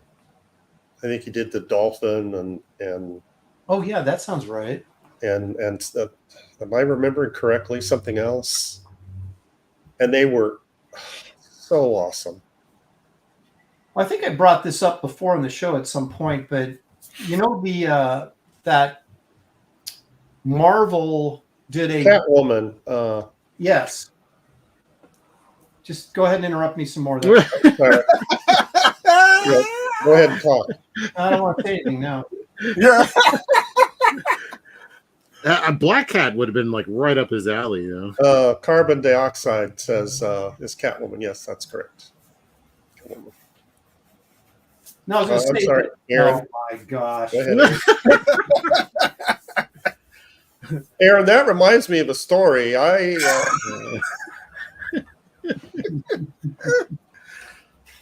right, may I continue?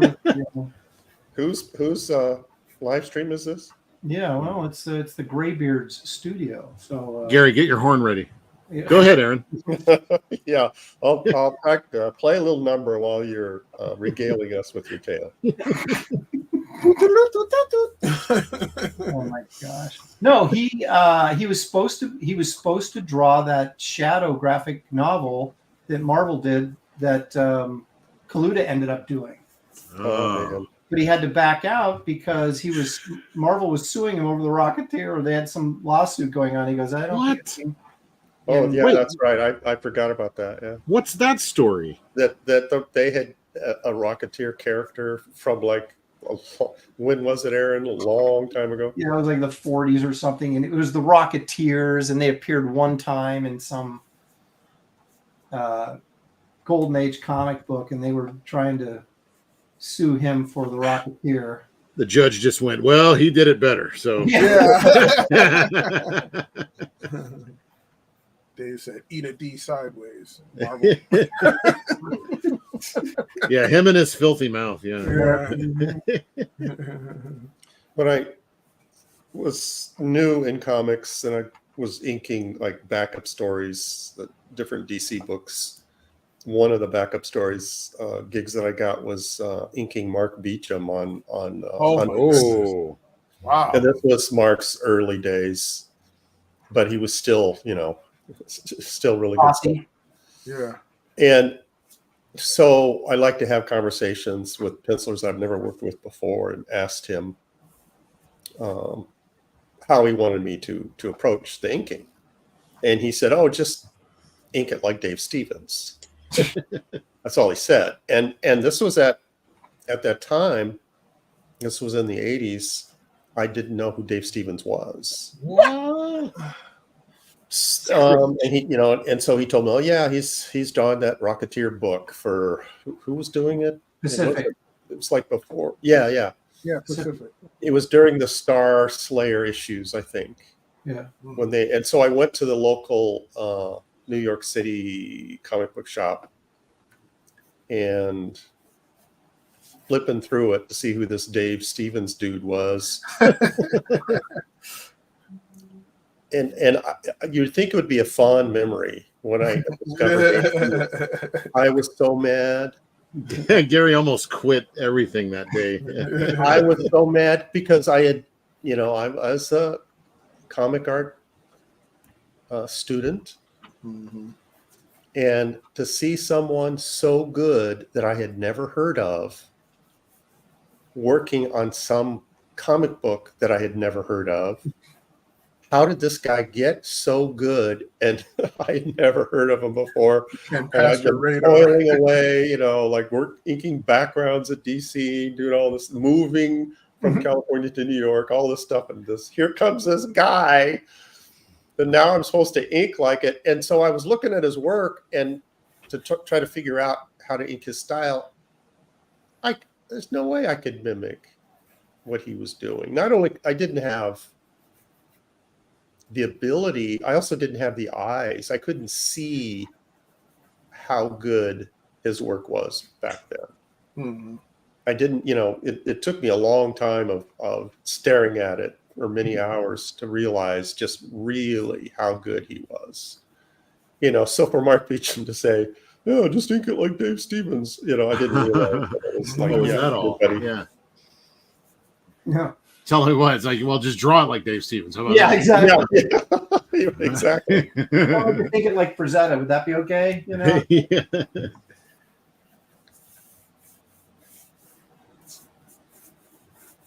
So how did these guys, David, on this the issue that was it just the last issue of the Rocketeer that he had the guest artists helping, or was it like the last two? I can't remember. No, it was the last one. Yeah. How did he end up with the collection of guys working on it that he had? It was very fast. And it was, like I said, whoever was publishing, we need pages, that kind of thing. It was And Dark Horse. Dark Horse, and Dark Horse, they were busting his chops, and he asked them, "Hey, can you guys do layouts? And I'll finish it. They don't have to be so tight." But you can't tell that to Arthur Adams. Everything he does is tight. If you see his layouts, they're amazing. Yeah. And same goes for Jaime. They weren't overly. All of those people who worked on it. Russ Heath. It was almost like they were working for Beyond a Friend. Like, no, Sandy Plunkett. That's the other guy. They were doing it to impress Dave. Like, hey, was this good enough? And that was one of the Dave asked me to ink a sample at that time for that project, and I was like, got all nervous and didn't start it till like the next day, and then he called me up and said, "Nah, never mind." Like, wait, can I at least show it to you? Never mind. I got Art Adams. Don't worry about it. Yeah. Rumor on the street is can I please at least touch the hem? I'm way better than the Huntress Mark Beecham days. He got that Mark Beecham comic. He was like, "This is Gary inking like me." Yeah, this is Gary's inking. Oh, boy. What was I thinking? I think Dave was like, a whole day? I need more punctuality in my comic making. That's right. You can't have you slacking off taking a whole day to do a sample. Don't you know how fast we work around here?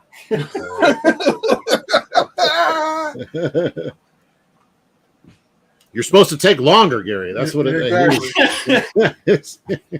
What is all this quick turnaround crap? Yeah. You're working at DC? This is Rocketeer, pal. Yeah, you're making everybody look bad. So, are you a manga artist or something? Yeah. Well, he was doing like Hollywood work most of the time, wasn't he? Like storyboarding different stuff. Yeah. And just kind of doing Rocketeer when he had time. Yeah, I mean, when Hollywood comes a courting and they start flashing those big bucks, comic books seem silly. Yep. Yeah, ask Rodolfo DiMaggio. Damn it. Yeah, he never looked back. He's like, Guy was amazing. Yeah. Golly. Yeah, I'm still waiting for that call from Hollywood, but until then, we got Graybeards right here, folks. Well, you know how it works. You gotta, do them favors for them Hollywood types. Not saying that Dave and Rodolfo have done that, but it goes a long way. Just saying. They were upset that it was called Graybeards. They thought it was something else. Oh yeah. Oh, damn it! We're too old. Yeah, we'll leave it at that. Yeah. That's what he meant. Jimmy Reyes is in the chat. Well, Jimmy, that's good. He's saying hola. Hola, ¿qué tal? ¿Cómo está? Muy bien, gracias. That's all I remember from Spanish class in 8th grade, and I don't even know what that means. I mean, hola is like hello. I know that. So I know molestas mi huevos. That's about all I'm going to repeat. All I remember from Spanish class is Papito, Papito, cállate, Papito. That's all I remember. Don't ever translate that, just in case. Yeah. The heck? What does that mean? Well, you know, it's interesting that he picked this, like a period piece is even more difficult to draw than, you know, just something contemporary, because you're like, everything has to be referenced. Mm-hmm. You can't like fake the 1940s, you know what I mean? Well, he didn't like, its success wasn't really in his mind, right? He was just more about just wanting to do something he was interested in, right? Yeah, that's like totally what it was. Yeah. Yeah, but still, I mean, you still have to reference the crap out of it, whether you're interested in it or not. True. Yeah, but then it's like, you know, it's kind of like a work of love. I imagine if he got an assignment from DC to draw a period piece, it would be like, oh, geez, you know, like, but I can't wait till I can reference stuff for the Rocketeer. Now, any of that kind of stuff, if it was, he'd probably want it to be that because it's in his wheelhouse. That's true. Yeah. He loves that stuff, and he was a movie buff, and he just had this memory for all of this stuff, and a call towards it, and he just loved it. He wanted to elevate it. That's why, like, if he wanted to do Batman, he'd want it set in the 30s. If he did Superman, right? You know what I mean? Right. All it's of like me. If I did the X-Men, I'd want it set in the 90s. yeah, exactly. And well, I don't know about the world, but I want to do 90s X-Men. Yeah. And, you know, same with Spider-Man. He wanted to do a 60s version, and I don't think people wanted that at that time because that's Todd McFarlane time. He was pulling it away from all of that. Yeah. Well, it's true because you remember Rude did a 60s sort of Romita Spider-Man thing for Marvel. Was that in the 90s? I think it was. No, I thought that was in the 2000s. That was later, right? Yeah, that was in the 2000s. Well, it's still, I don't know how well it sold, but my guess is probably not, you know, gangbusters. Yeah, it wasn't. Yeah, it wasn't hugely successful. But it's like, we feel like maybe there's more. I don't know if it's just an artist thing. I mean, there's older comic book fans that appreciate that stuff because they grew up on it. But, you know, anybody under, let's face it, anybody under 60 is probably doesn't have a great appreciation for what Romita was doing on Spider-Man in the 60s, you know, or what Kirby was doing on the Hulk in the 60s. Oh, it took me forever to get into that. Actually, David is the one that got me into looking at Romita's stuff. So look at that girl's face. Yeah, the coloring's unfortunate, but will you please put that away when I'm trying to draw something? I just want to quit, you know. Her name was Ruby. She'd been giving me the eye. Oh, that's right. Yeah, introducing this character. Yeah.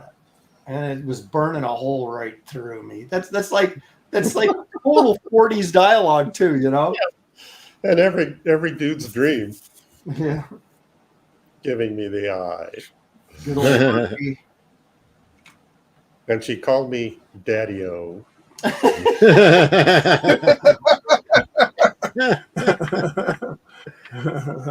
Oh, there's Rondo Hatton talking to that little girl or the midget or whatever. The Shirley Temple girl. Yeah. Always tripped me out.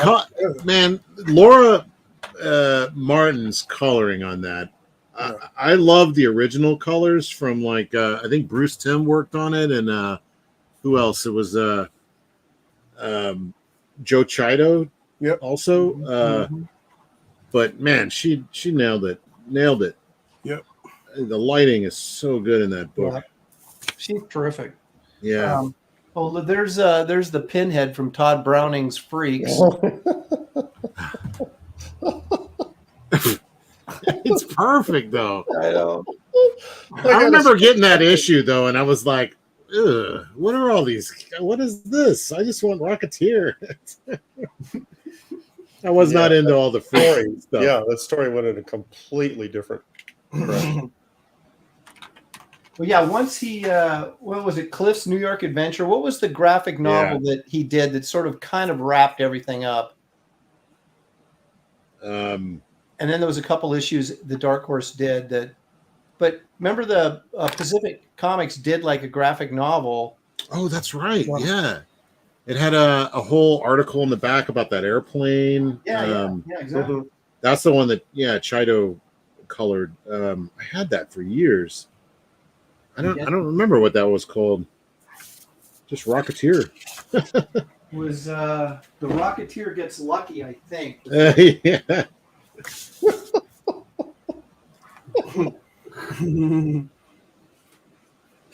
Aaron wants to be the Rocketeer. It was Cliff's New York Adventure is what it was. Yeah.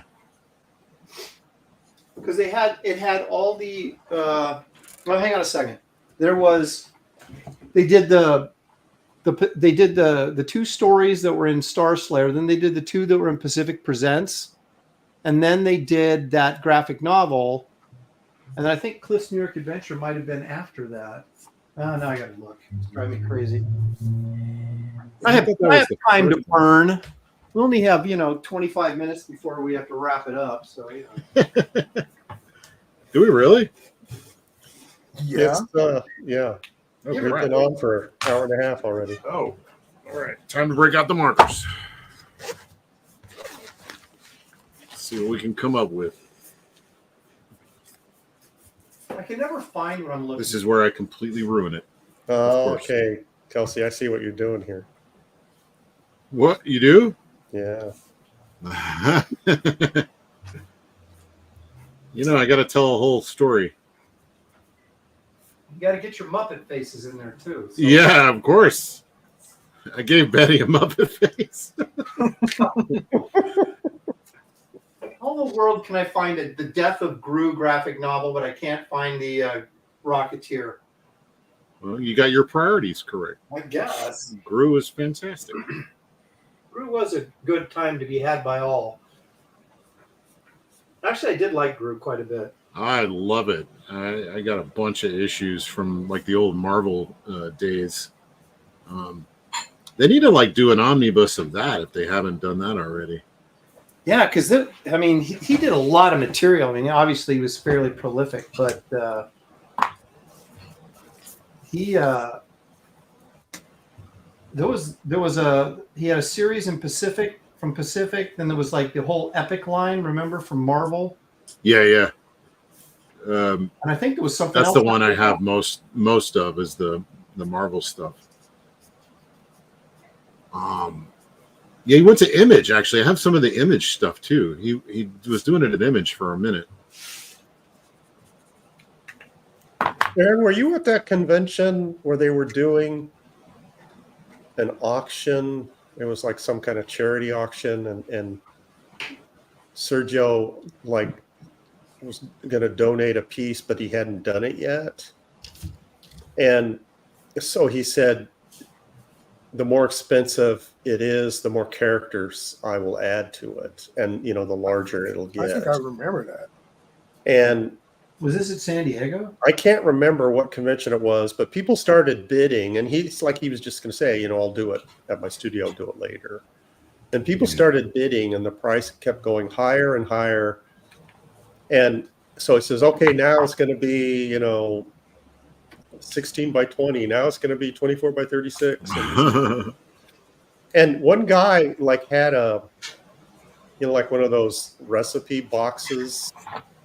Apparently it had his financial information in that box, and he kept opening it up. Every time somebody would outbid him, he would look in the box and do some calculating, and then he would bid again. And it was pretty funny. But at one point, I can't remember how high. This was back in the 90s. I can't remember how high the bidding got to, but it was four figures. and like it got up to like around 1,500 or something like that, and Sergio just said, "Okay, stop." Because running out of paper. Yeah. Well, he was donating the artwork that he hadn't done yet to the auction, and he realized that this was going to be a Herculean effort on his part, so he just said, "Stop the auction. I'm not going to be working on this for the next 3 months." Yeah, exactly. I don't know why I just gave him a French accent. But, it happens. Instead of the Spanish accent. Right? Yeah. So I can't remember what it was, but it was like in a 1,500 neighborhood, and this was like they're expecting this huge piece with hundreds of characters. Well, yeah, at some point you're like, I can't meet the expectations this person's going to have for this. It just got out of control, and it got into it like a bidding war, and the guy with the recipe box, I think he might have won. Yeah, he had to mortgage his kids' futures, but right. He got That's what he was doing. Yeah, does my child need private school? Public school. Public school is junior. I'm sorry. Yeah. Mark D for $2 says, David, put the movie title on it and sell it to me. Probably take him longer to do the Okay.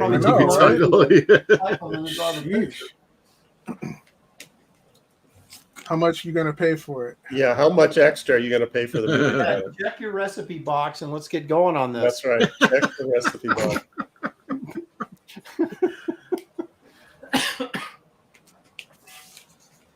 Oh man. It's getting quiet in here. We must be in the. Yeah, we're watching. You guys are in the zone. Yeah. I do want to take a second to ask everybody that's watching right now. We have we're over 500 strong. If you guys would hit the like and subscribe button, I'd appreciate it very much. Helps the channel grow, and I am contractually obligated to ask you to do that. So thank you. What did I miss in the chat? I'm getting chastised. Chat-sized. Of course, I don't read all the comments, only the ones that are interesting to me. Or this year. Yeah, when are you guys going to realize that? Some of you know that, but apparently some of you don't. Well, that's the thing. It's Gary's looking for a certain dollar amount or. Oh, I'm getting yelled at from Citizen Ronan saying that Billy Tucci is in the back room.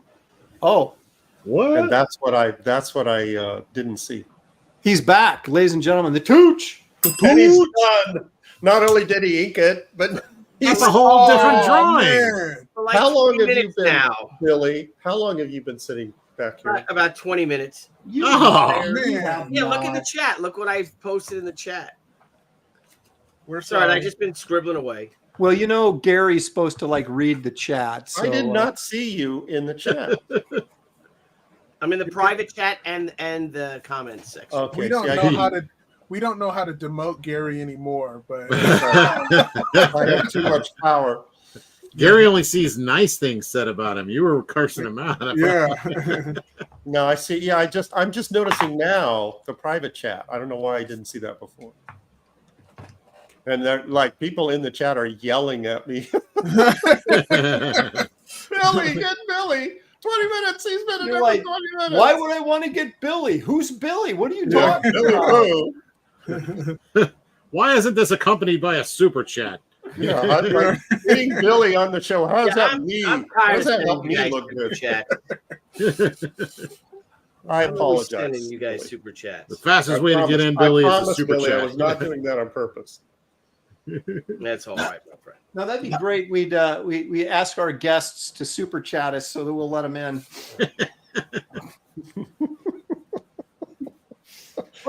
Sleep is still yelling at me. All right. I apologize. I take full responsibility. So, Billy, how'd it go with your books? Oh, they're spectacular. They are spectacular. Awesome. They're gorgeous. Gorgeous. Gorgeous. There you go. Woo. Now, do you ever have any damaged books? Yep. Yeah, we got. It looks like one box only of damages. I have yet to have a single damaged book. Really? Yep. I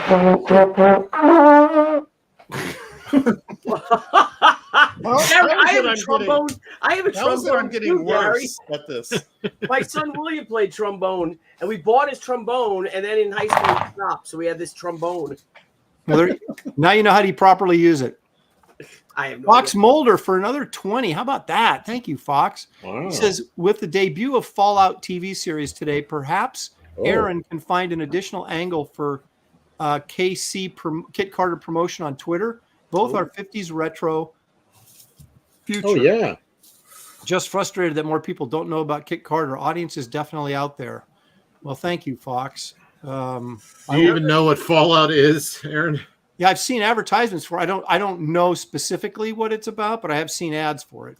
This post-apocalyptic game. The trailer looks pretty good. Yeah, this dude's got like he looks like he's got like his he's got like a skeleton nose or whatever. Like his face has been partially blown off. Looks Yeah. cowboy or Oh, something. is that for a movie or for a video game?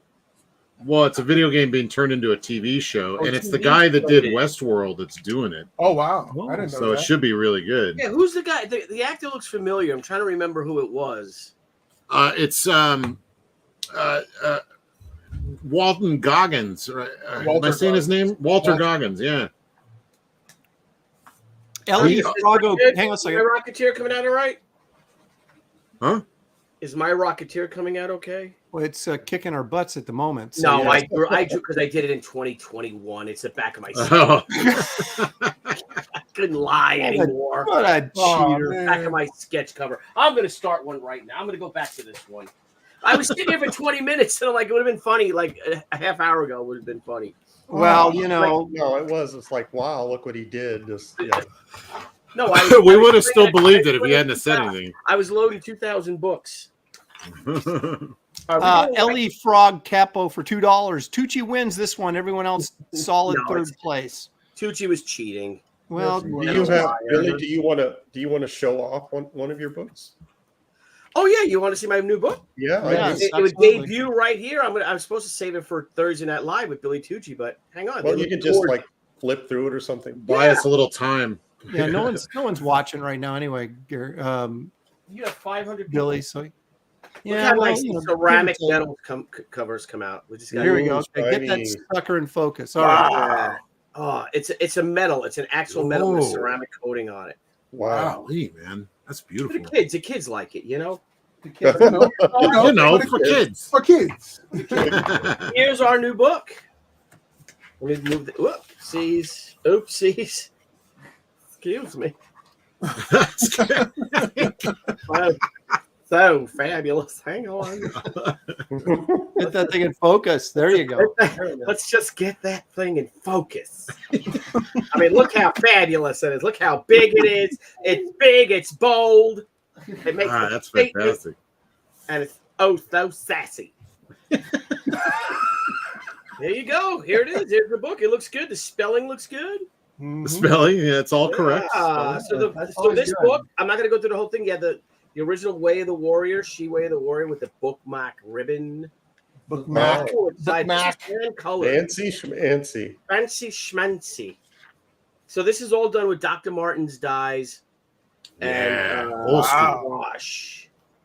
Back in the day when books were hand colored, and then we go to the back, and then you'll see the original pages. So there's the original inks, right here, and then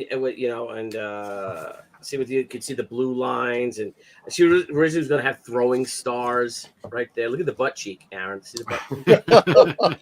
Yeah, that's You don't have to tell him. You don't have Like you, Aaron, look at this butt cheek. And something I love, page numbers. I love when Yeah. books have page numbers. Yeah. Yeah. You know, it's interesting. I almost put page numbers on Wraith of God, but I didn't do it at the last minute. And I'm not sure why I didn't, but I would say Well, it's extra work.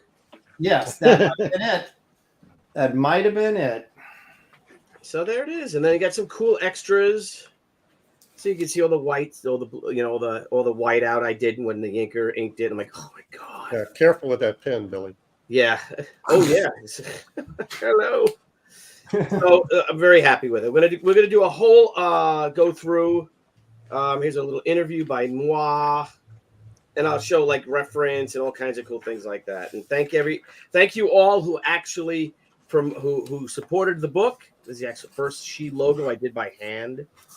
Wow. And I can't wait to. I'm going to start fulfilling this next week.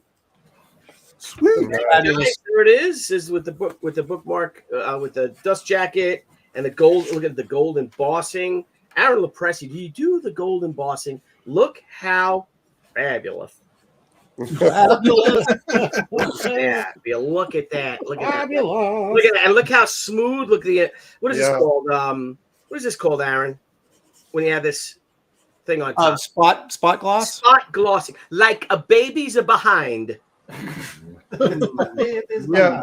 Billy, you know us too well. You know David, Kelsey, and I would not know what that was called, but you knew that Aaron would know. Yeah. What? All right. Let me see if I Spot can gloss, do yeah. Who. I've been around the block. I know a few things. Here we go. There we go. I spit St. gloss. Patrick T says, dang, 10 out of 10. There you go. And this book is still available. All you have to do is follow the link in the description of this video to Billy's campaign, and you can get one of these books. Oh, thank you. Yeah, we didn't print a lot of them. I mean, we didn't print a lot of extras because we want to move on. says, Tucci, that's beautiful. Thank you. Well, now what is it? You didn't print a lot of them, or you didn't print a lot of extras? No, we didn't print a lot of extras. Okay. Because we're not, we realized because of the first omnibus, we printed, like 25% extras. Uh-huh. And then we're like, you know what? And we have them now. Now we just solicited through Diamond and all. But we're like, we're in the publishing business. We're not in the inventory business. It does take up a lot of space. Inventory does take. You want to have stuff available when people order, but at the same time, you're like, dear Lord, where am I going to put all this? Yeah, I could show my I'll show you all the books that came in. There we go. Look, there we go. Look at that. Wow. Hang on. So that's Let me, that. No, you don't have to. It's fine. They can see it. It's just There you go. shells. So that's all the books right there. Hello. That's what just came in today. Look at that. Isn't that special? Oh my Isn't God. that? And that's the cutoff over there. But look how special. Now, who got up on the ladder and put those ones? Me, on? I got up on the ladder. My Oh, son left. You can have a picture of that? My Yeah, back- right. Yeah. Oh, because it's a great. Here's Debbie. She's not going to be happy with it. Look at Debbie's picking something up. There's my ladder. Get up there. It actually is. It's a nice view being up there. Like, oh, this is a great shot. So I think I'm going to go You're kind of take like above the clouds. There's Debbie. Look at it. See, this is the part of publishing that no That's one someone knows. falling off the ladder? Right, Aaron? This is the part of crowdfunding and Indiegogo that no one really knows is when you got to bring everything in and look, there's Debbie on the floor. It's like moving shit and all sweaty and fabulous.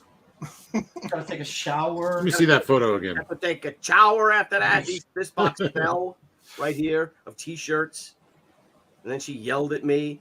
Well, that's Look, we got all our tape ready, all the supplies all Wow, ready. look to at go. that. Look, your shipping supplies, very organized. Look at that. Isn't that special?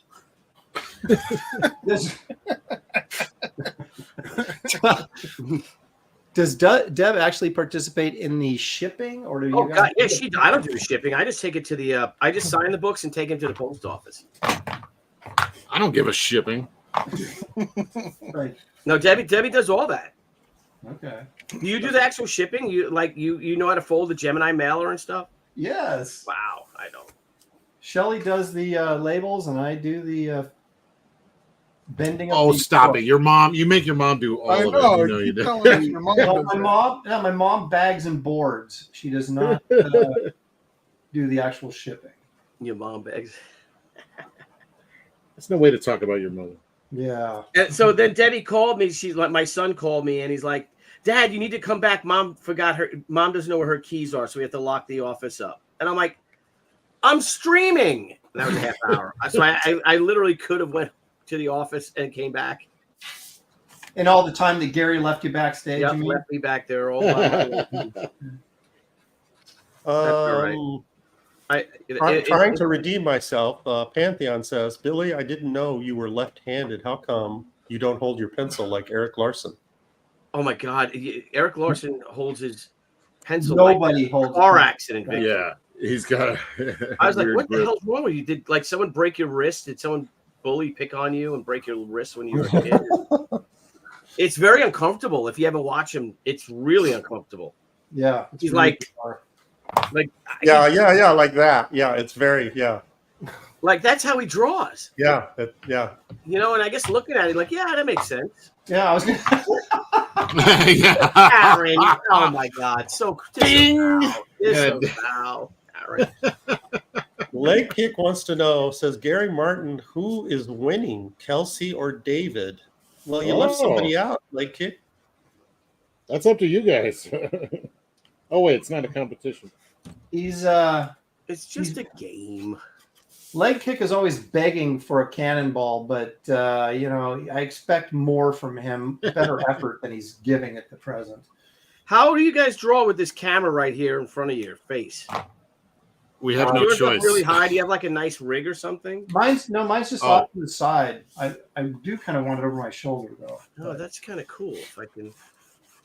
Oh yeah, look at that. Then it doesn't get in your way. I thought you were asking how do we perform with a camera in our face. So depending on what we're talking about. Just do. When you say performance, what exactly are we talking about here? I got no problem performing. What do you mean? Maroni says, I know an artist that draws like Eric, but he was in a car accident. Oh.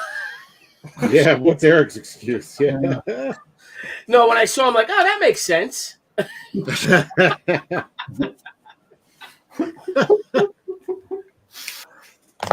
Aaron's now I get it. No, I get it. Aaron's bringing out the Kevin Nolan. I'm bringing The out what? the who? The Kevin Nolan. Oh, What are you guys working with? Oh, you working with a pen brush. I got a thicker pen brush than this one. This is a new one. I'm using a Zig calligraphy pen actually, and a little bit of micron for the. Like with the chiseled side? Calligraphy pen with the chiseled side? Yes, with the chisel side. That's cool. Carol Reeves says, damn, that looks great, David.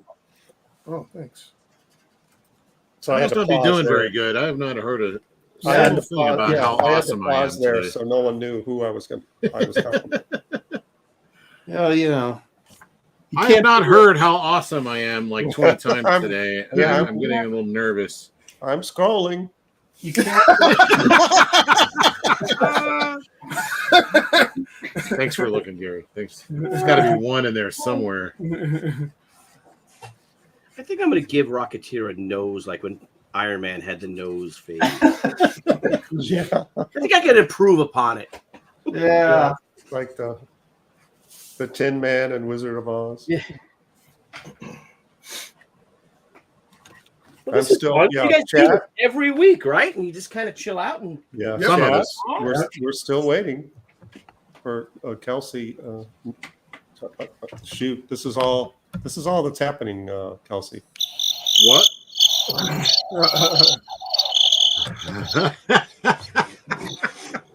Yeah. Well, good. No pressure then. I can relax. Okay, Daryl Wayne says, "Attaboy, Kelsey." All right. Thank you. All right. I'll take it. The minimum of compliments. Hey, good for trying, Kelsey. Good for trying. Way to get after it, young man. Good for you. Hey, didn't you send me something about Scott Dunbier starting his own publishing company, Aaron? Yeah, I heard that. I heard that yesterday. Announced. yeah. What was my response to that? So Good. No, it was no goody for him. No, it was what was it? It was bully for him. Yeah, Bully. Bully for him. Bully for him. Yes, bully. That is bully. I don't know. It's a pretty rough publishing world out there, especially if you're distributing through comic. Dan DiDio and Frank Miller couldn't do it. So, well, Is that done? Dan, I had Dan on our show, and I'm like, Dan, but why aren't you crowdfunding this? And he didn't understand the question. I'm like, because he would have hit. I think he could at least hit $250,000. oh yeah, I think so. And then go into Dimes like, oh, I'm old fashioned. It's what I'm using. And I'm like, didn't you talk to anybody? I asked him the same thing, and he didn't. When I talked to him about it, San Diego, he said that he didn't think it was sustainable. No. Well, what are we going on? Almost 10 years of this now? Well, I'll tell you what's not sustainable is comic shops. Right. At least in the way that they're doing it. I mean, Right. your numbers have to be so. I mean, you have to be hitting 20,000 just to basically break even and pay for your expenses for doing the book. Yeah. And you're just not going to hit those numbers as an independent publisher, especially in this market. Yeah. I had a retailer who was also a publisher at the convention Andy and I did a few years back, the South Carolina show. And he was like really pissed off at me. And he's like, well, why don't you do it through comic shops first? And I'm like, because I can't afford to. Yeah. I said, why don't you guys aren't ordering the books? And he goes, well, I've self-published my book, and it took me 12 issues to actually to make a profit. I'm like, well, is he bragging about that? Making my fucking point, dude. Like, that's why I'm not doing it. Making the point for you. Like he was all about the retailers and about them. And I'm like, well, that doesn't work because you guys didn't support me to begin with. That's why I'm doing crowdfunding. If we were killing it, if we were killing it with through the mainstream, we never would have went to crowdfunding. Right, exactly. Can't afford to do it. So, yeah. Does that happen a lot? Is that a thing? It is true. I mean, I don't want comic shops to fail or anything, but the way the business model's set up, it's like there's no way. But also, cancel culture is preventing you from. That's true. There's shops that won't even carry our books because Right. of this crap. So it's like, if there's a couple shops that contact me that want to carry the books, and I'm like, okay, we'll hook you up. And I give them a discount, and then they order a few copies, and that's it. So yeah, you guys probably had this experience. I had a retailer contact me and wanting to buy my art book wholesale, like 5 copies. I was like, no. Why would I discount it? What, like 60% just to sell a couple of copies to you? Because we would get the through Diamond, and we're going through Diamond, but we're going through Diamond with our books that are already done. You know what I mean? So like right now we've solicited the books that we've done through crowdfunding, and they're on cheaper paper. They're broken up into floppies,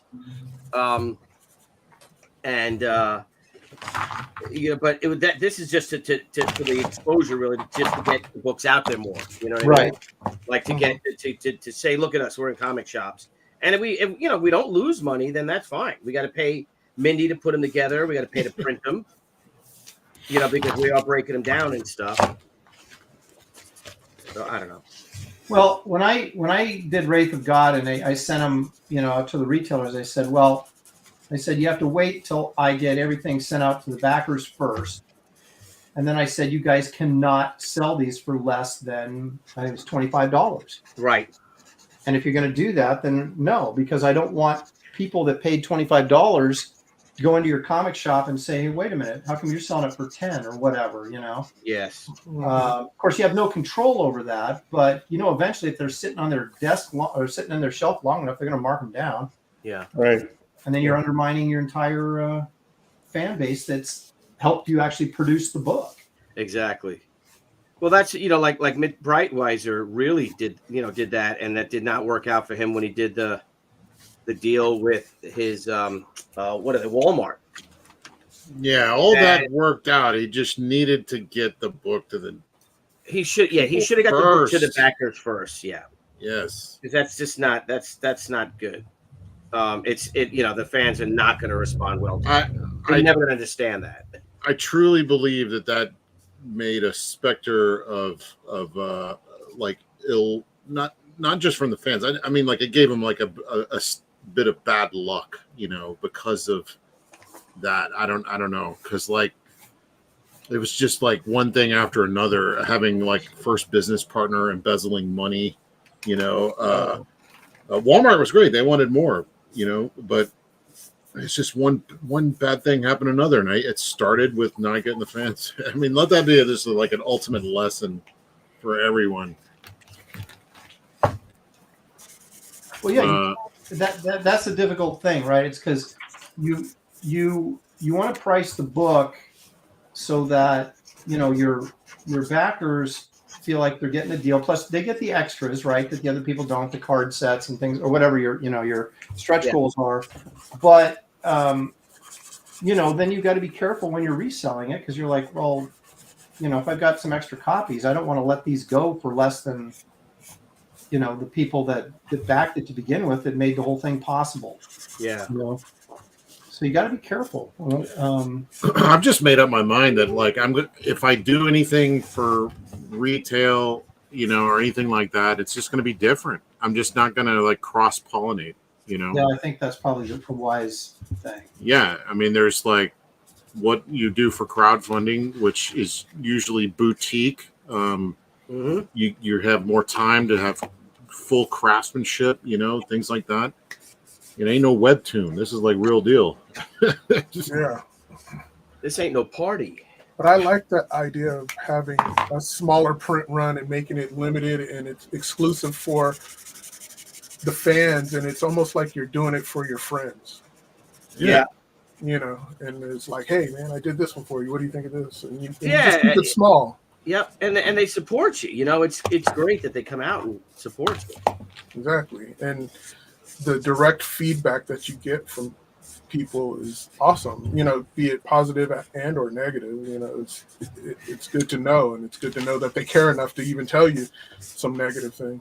Well, I mean, when we were doing, a lot of this is about accepting, criticism from comic fans. And I remember we were like 3 issues into Nora's Saga, and they did like Well-Read User, and those guys did a review of it, and they brought up some really, really great points, to which we completely like restructured the last couple issues of that. So without that, I find that invaluable. I mean, it helped me tremendously. If anybody criticizes my work, I blow them up. And James Murphy says, "Did David call us all friends?" David wins tonight. Man, I see what you did there. I think any person who's willing to put money in my pocket and feed my family, they're friends. I appreciate it. Translated, anybody who's willing to pay money for this crap, we appreciate you. Should talk to P. Diddy. I hear he's got some cash for you. Yeah. Actually, the funny thing is, anything. The funny thing is, we're actually providing quality that's above what they can get at Marvel and DC in most cases. Oh yeah, that's for sure. I do love there's a few Aaron. guys. Go ahead. What? Aaron, Yeah. heads up. David is erasing. Yeah. Man, it's the pressure of Dave Stevens, man. It's No pressure. No pressure. Yeah, I think it's the pressure of Billy. Oh yeah, sure. the pressure of Billy the cheater. Tucci. Yeah, but then I disappeared for an hour. It's all about winning for Billy. Yeah. No, it's just a game. He leaves the show for an hour and he still beats everybody. Oh yeah, sure. Yeah, what you guys nuts? Well, he starts with a drawing. He started like in 2021. And No, that's my cover. you ought to be done with it by now. No, Jeez. that was already printed, Aaron. Aaron, did you get your hotel for San Diego? I did. I just got my just paid for it. Yeah. Where are you staying? I don't like to say because I'm kind of like the Beatles when I go there, and it's I like love that. I love that. No, I'm at the Hilton Gaslamp. That's the second time you've compared yourself to the Beatles. I was thinking, wait a minute. No. One of the Beatles? I'm just trying to keep it real, Kelsey. You know? Oh, yeah. Okay. Well, if you want to hang out again, We Aaron, saw that you made the wizard cover. It's gone to your head. Aaron, Yeah. are you by yourself, Aaron? My daughter might come with me, but she may have a dance thing that week as well, so I don't know yet. Yeah, But yeah, I'll save room to have my one beer for the year. Again. Well, I would love for you for Saturday night for you to join us for the men's evening for our Greek dinner that we've been doing for over 20 years. Saturday evenings, I usually have a get together with the Ultraverse guys. Oh, okay. All right. He's gonna forget you. I do things with other people. It's fine. But if you looking for a place, I cannot recommend Athens Market Taverna. It's been there since 1974. Mary is one of us. You said The owner. can't recommend it. You can't recommend it? I can. No, I can't recommend it highly enough. Okay.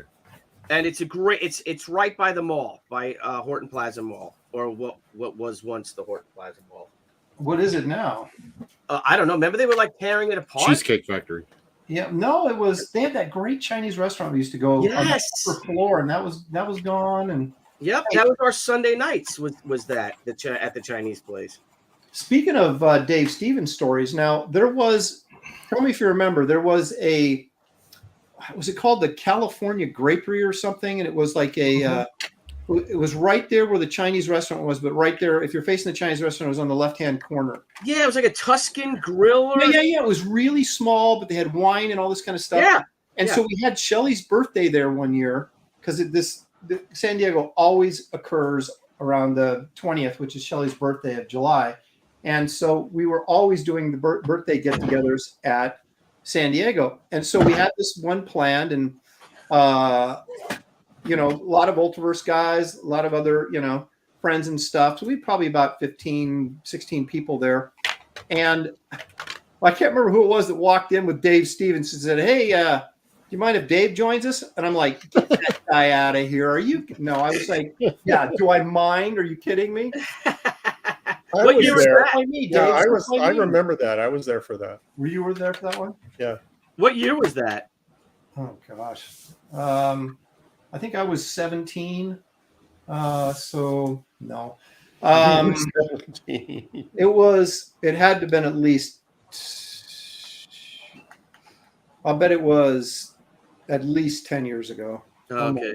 Well, Dave's been gone since 2011.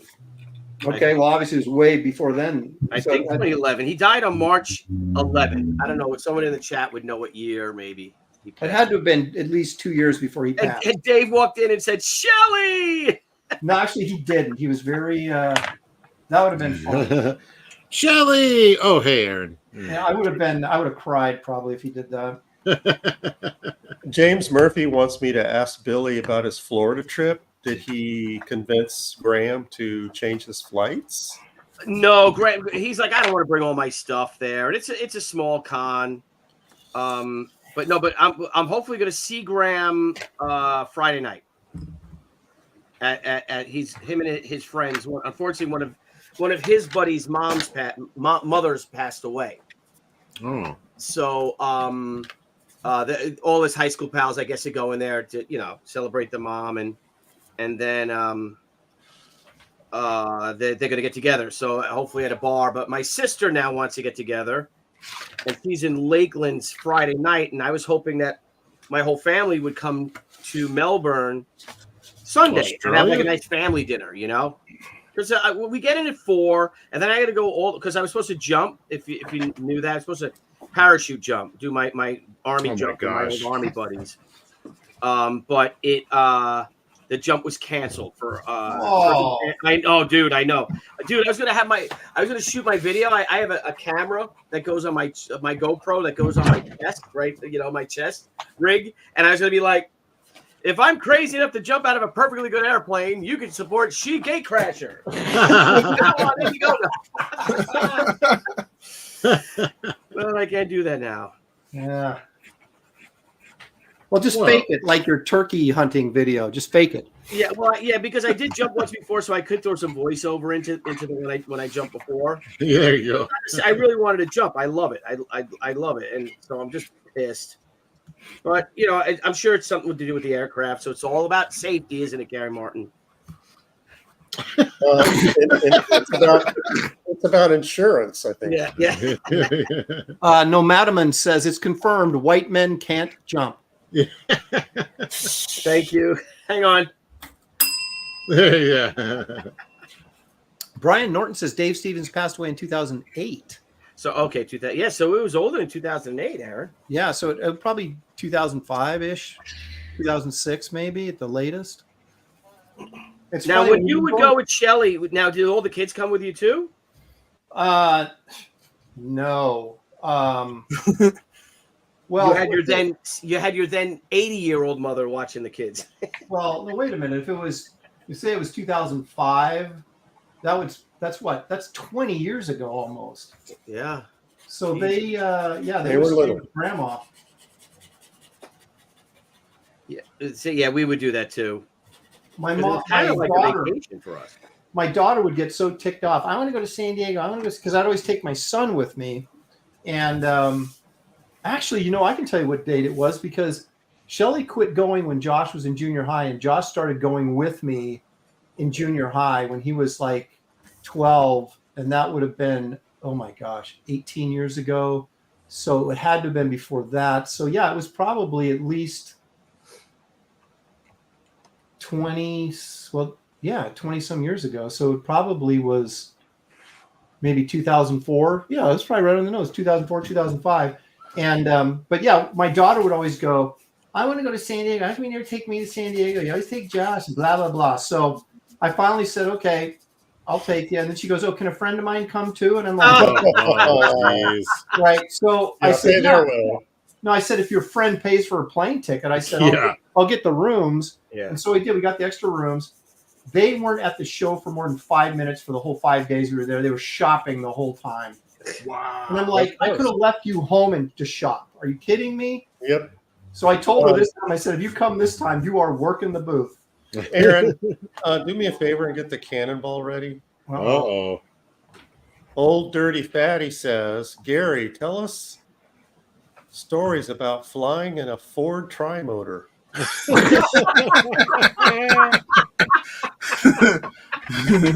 Don't cannonball that, man. That was good. Yeah, we're not gonna put up with that kind of crap here.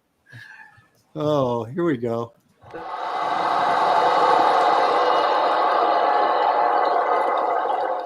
Is that what you want me to do? I see what's going on here. Yeah, after revealing your great wizard cover, that's the respect I give.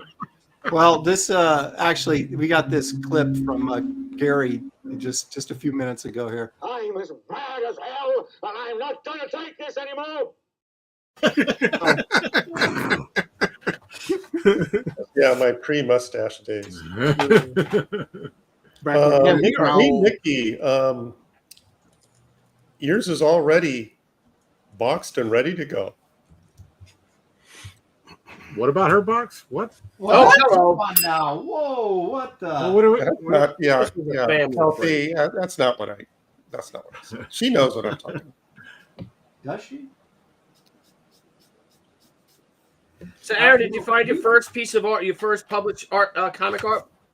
You got a copy of the book or original art? I got a copy of the book. Do you have the original art anywhere? I think I burned it. Awful. Hey, Aaron. Yeah. How much time do we got? You know, we're 18 minutes over already. Yeah. Yeah. Yeah, I- David's I- been done for 18 minutes. Yeah.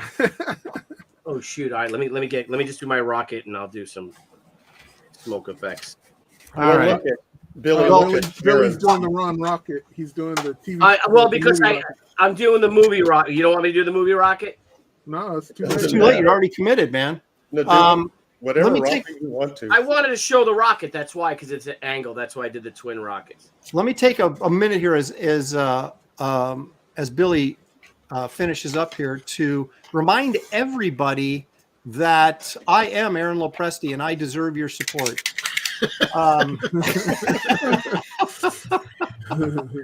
No, I'm just actually I do need your support, but I don't deserve it. Well, now that I think about it, maybe I do. But let's take a look at what David Williams has got going on. The Fearsome preview book.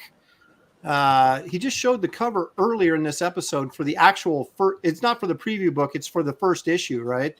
Yes.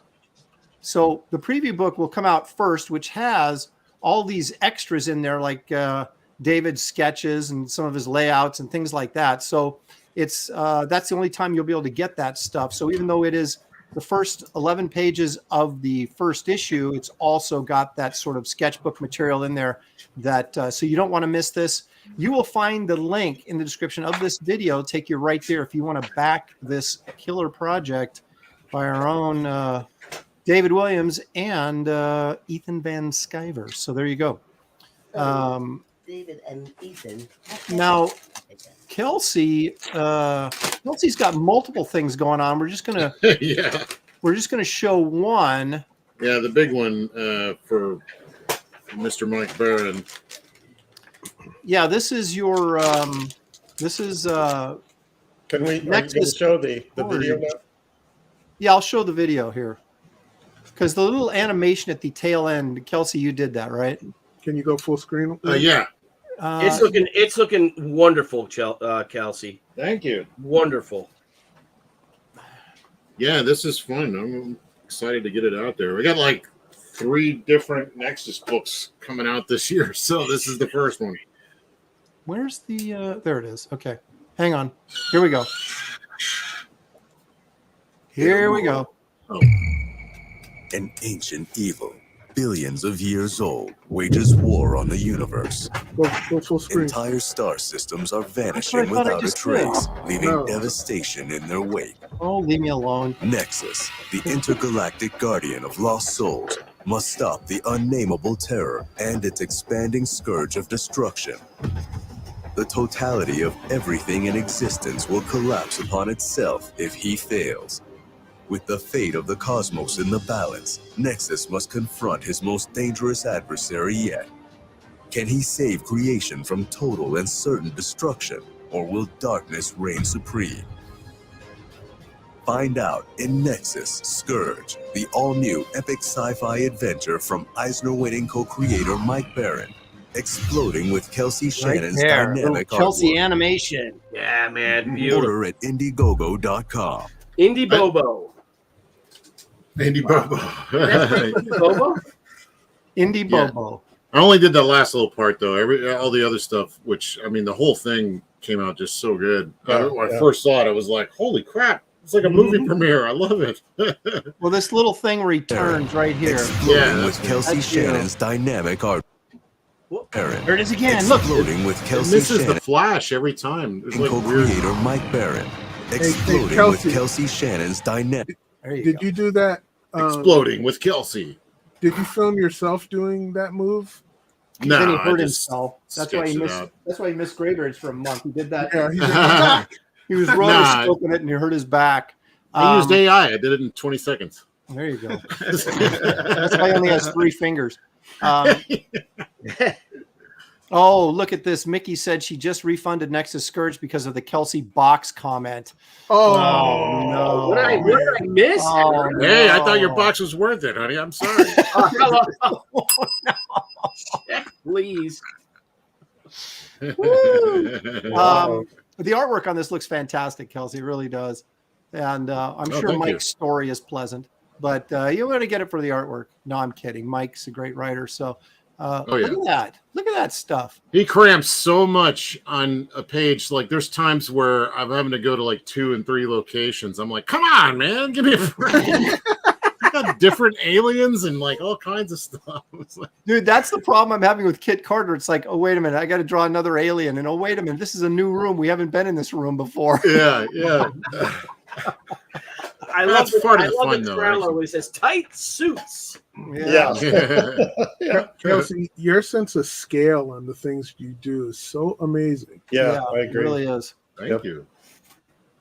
Yeah, It's too I'm bad trying to it's too get bad- that sense of scale. You know, I know you have this great sense of scale, but if only your talent of drawing could match your ability at scale, you might have something here. Wow. If only I could color other things as fast as I no. know.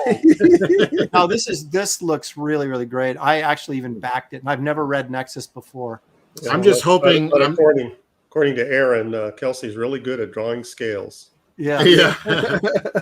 I'm just hoping that the dude comes out to say it looks like crap. That'll just please me to know. Well, He will. all He you will. have to do is show it to him.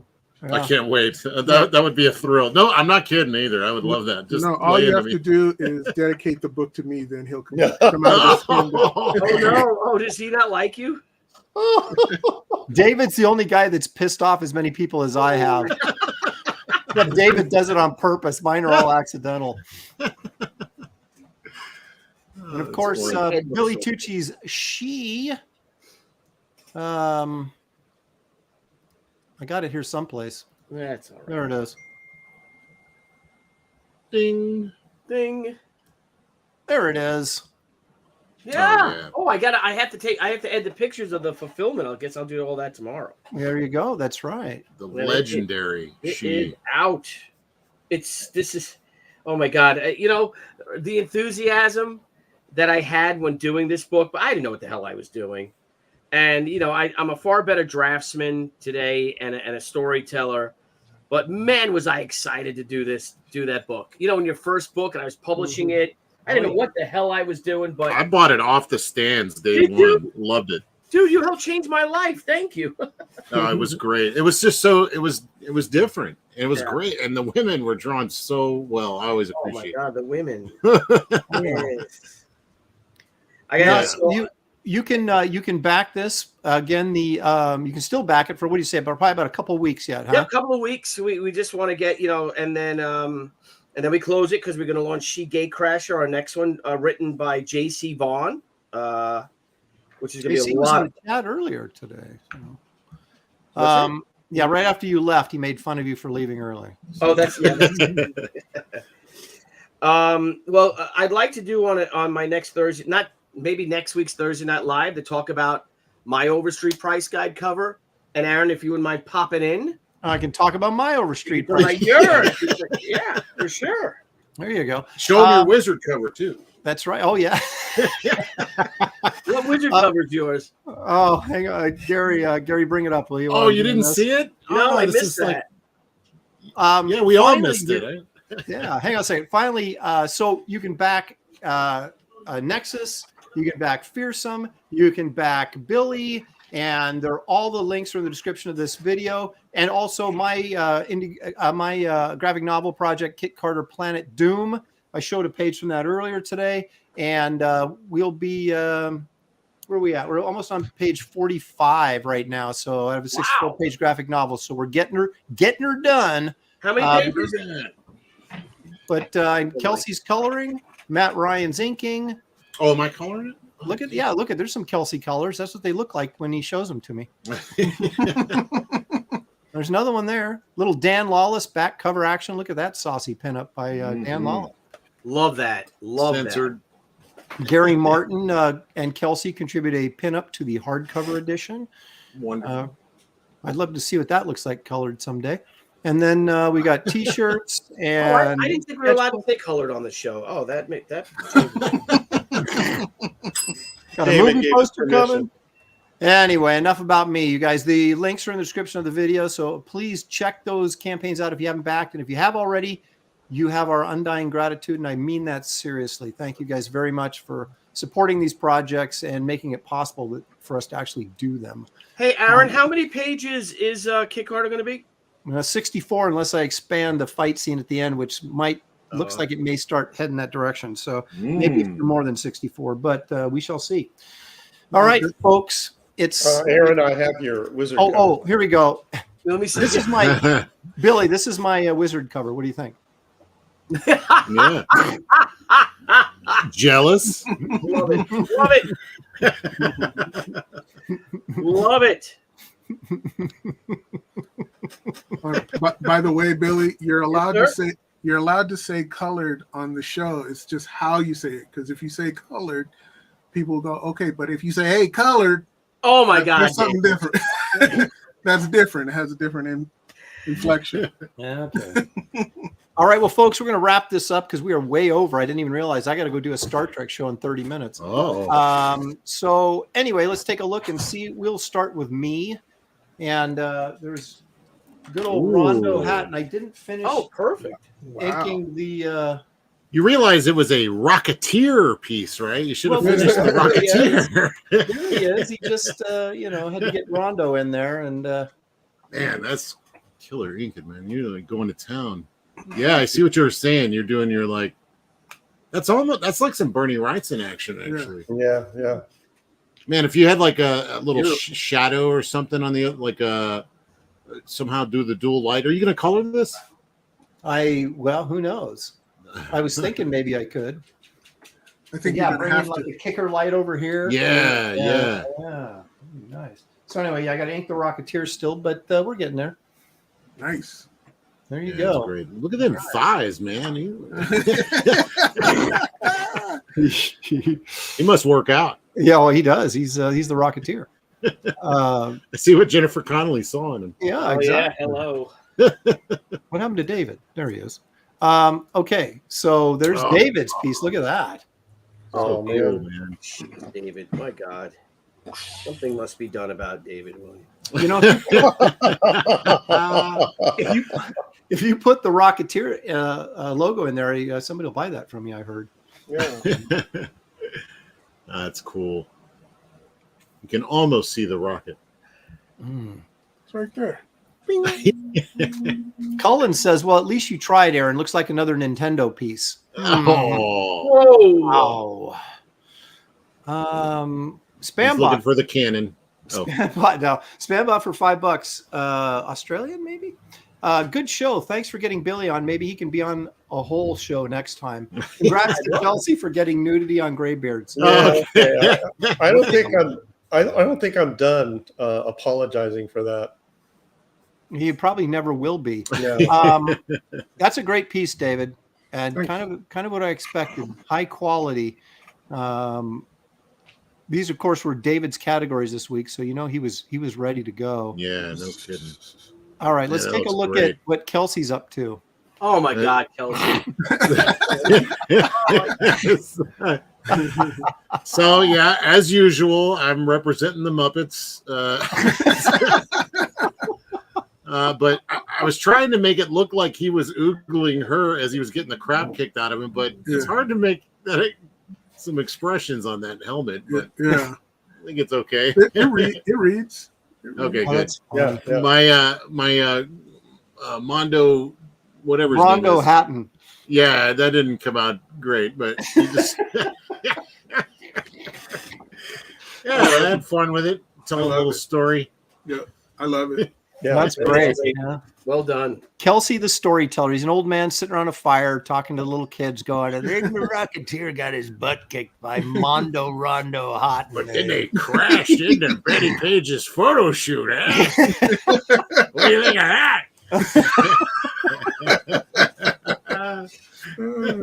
Carbon Dioxide for $2 says, can you draw all the Tuscan Raiders next?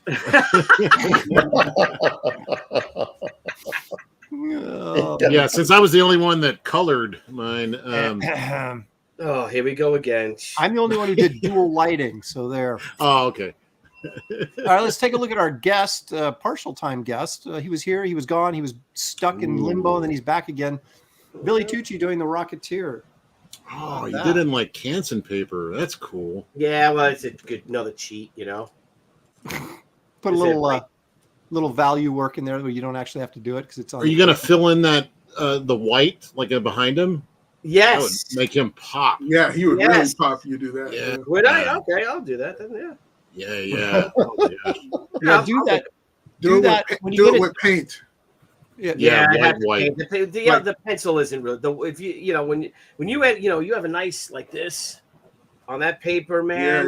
That pops. It looks great. Yeah. But yeah. So here he is. Here's Clipsy Cord. Well, Oh, I'm it's gonna great. I'm gonna I be. don't even know if the angle is right, but Looks Looks good. great. You see it. Yeah, it does. Excellent. It's good. Hey, when you get that white moon back there, send me a scan so I can show next week.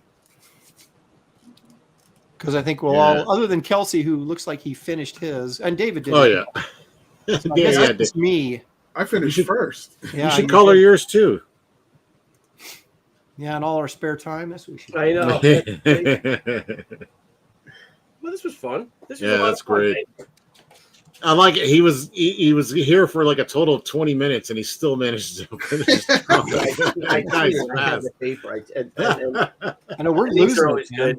A little bit of that. Yeah, and he's already shipped out half his book. Yeah, right. Yeah.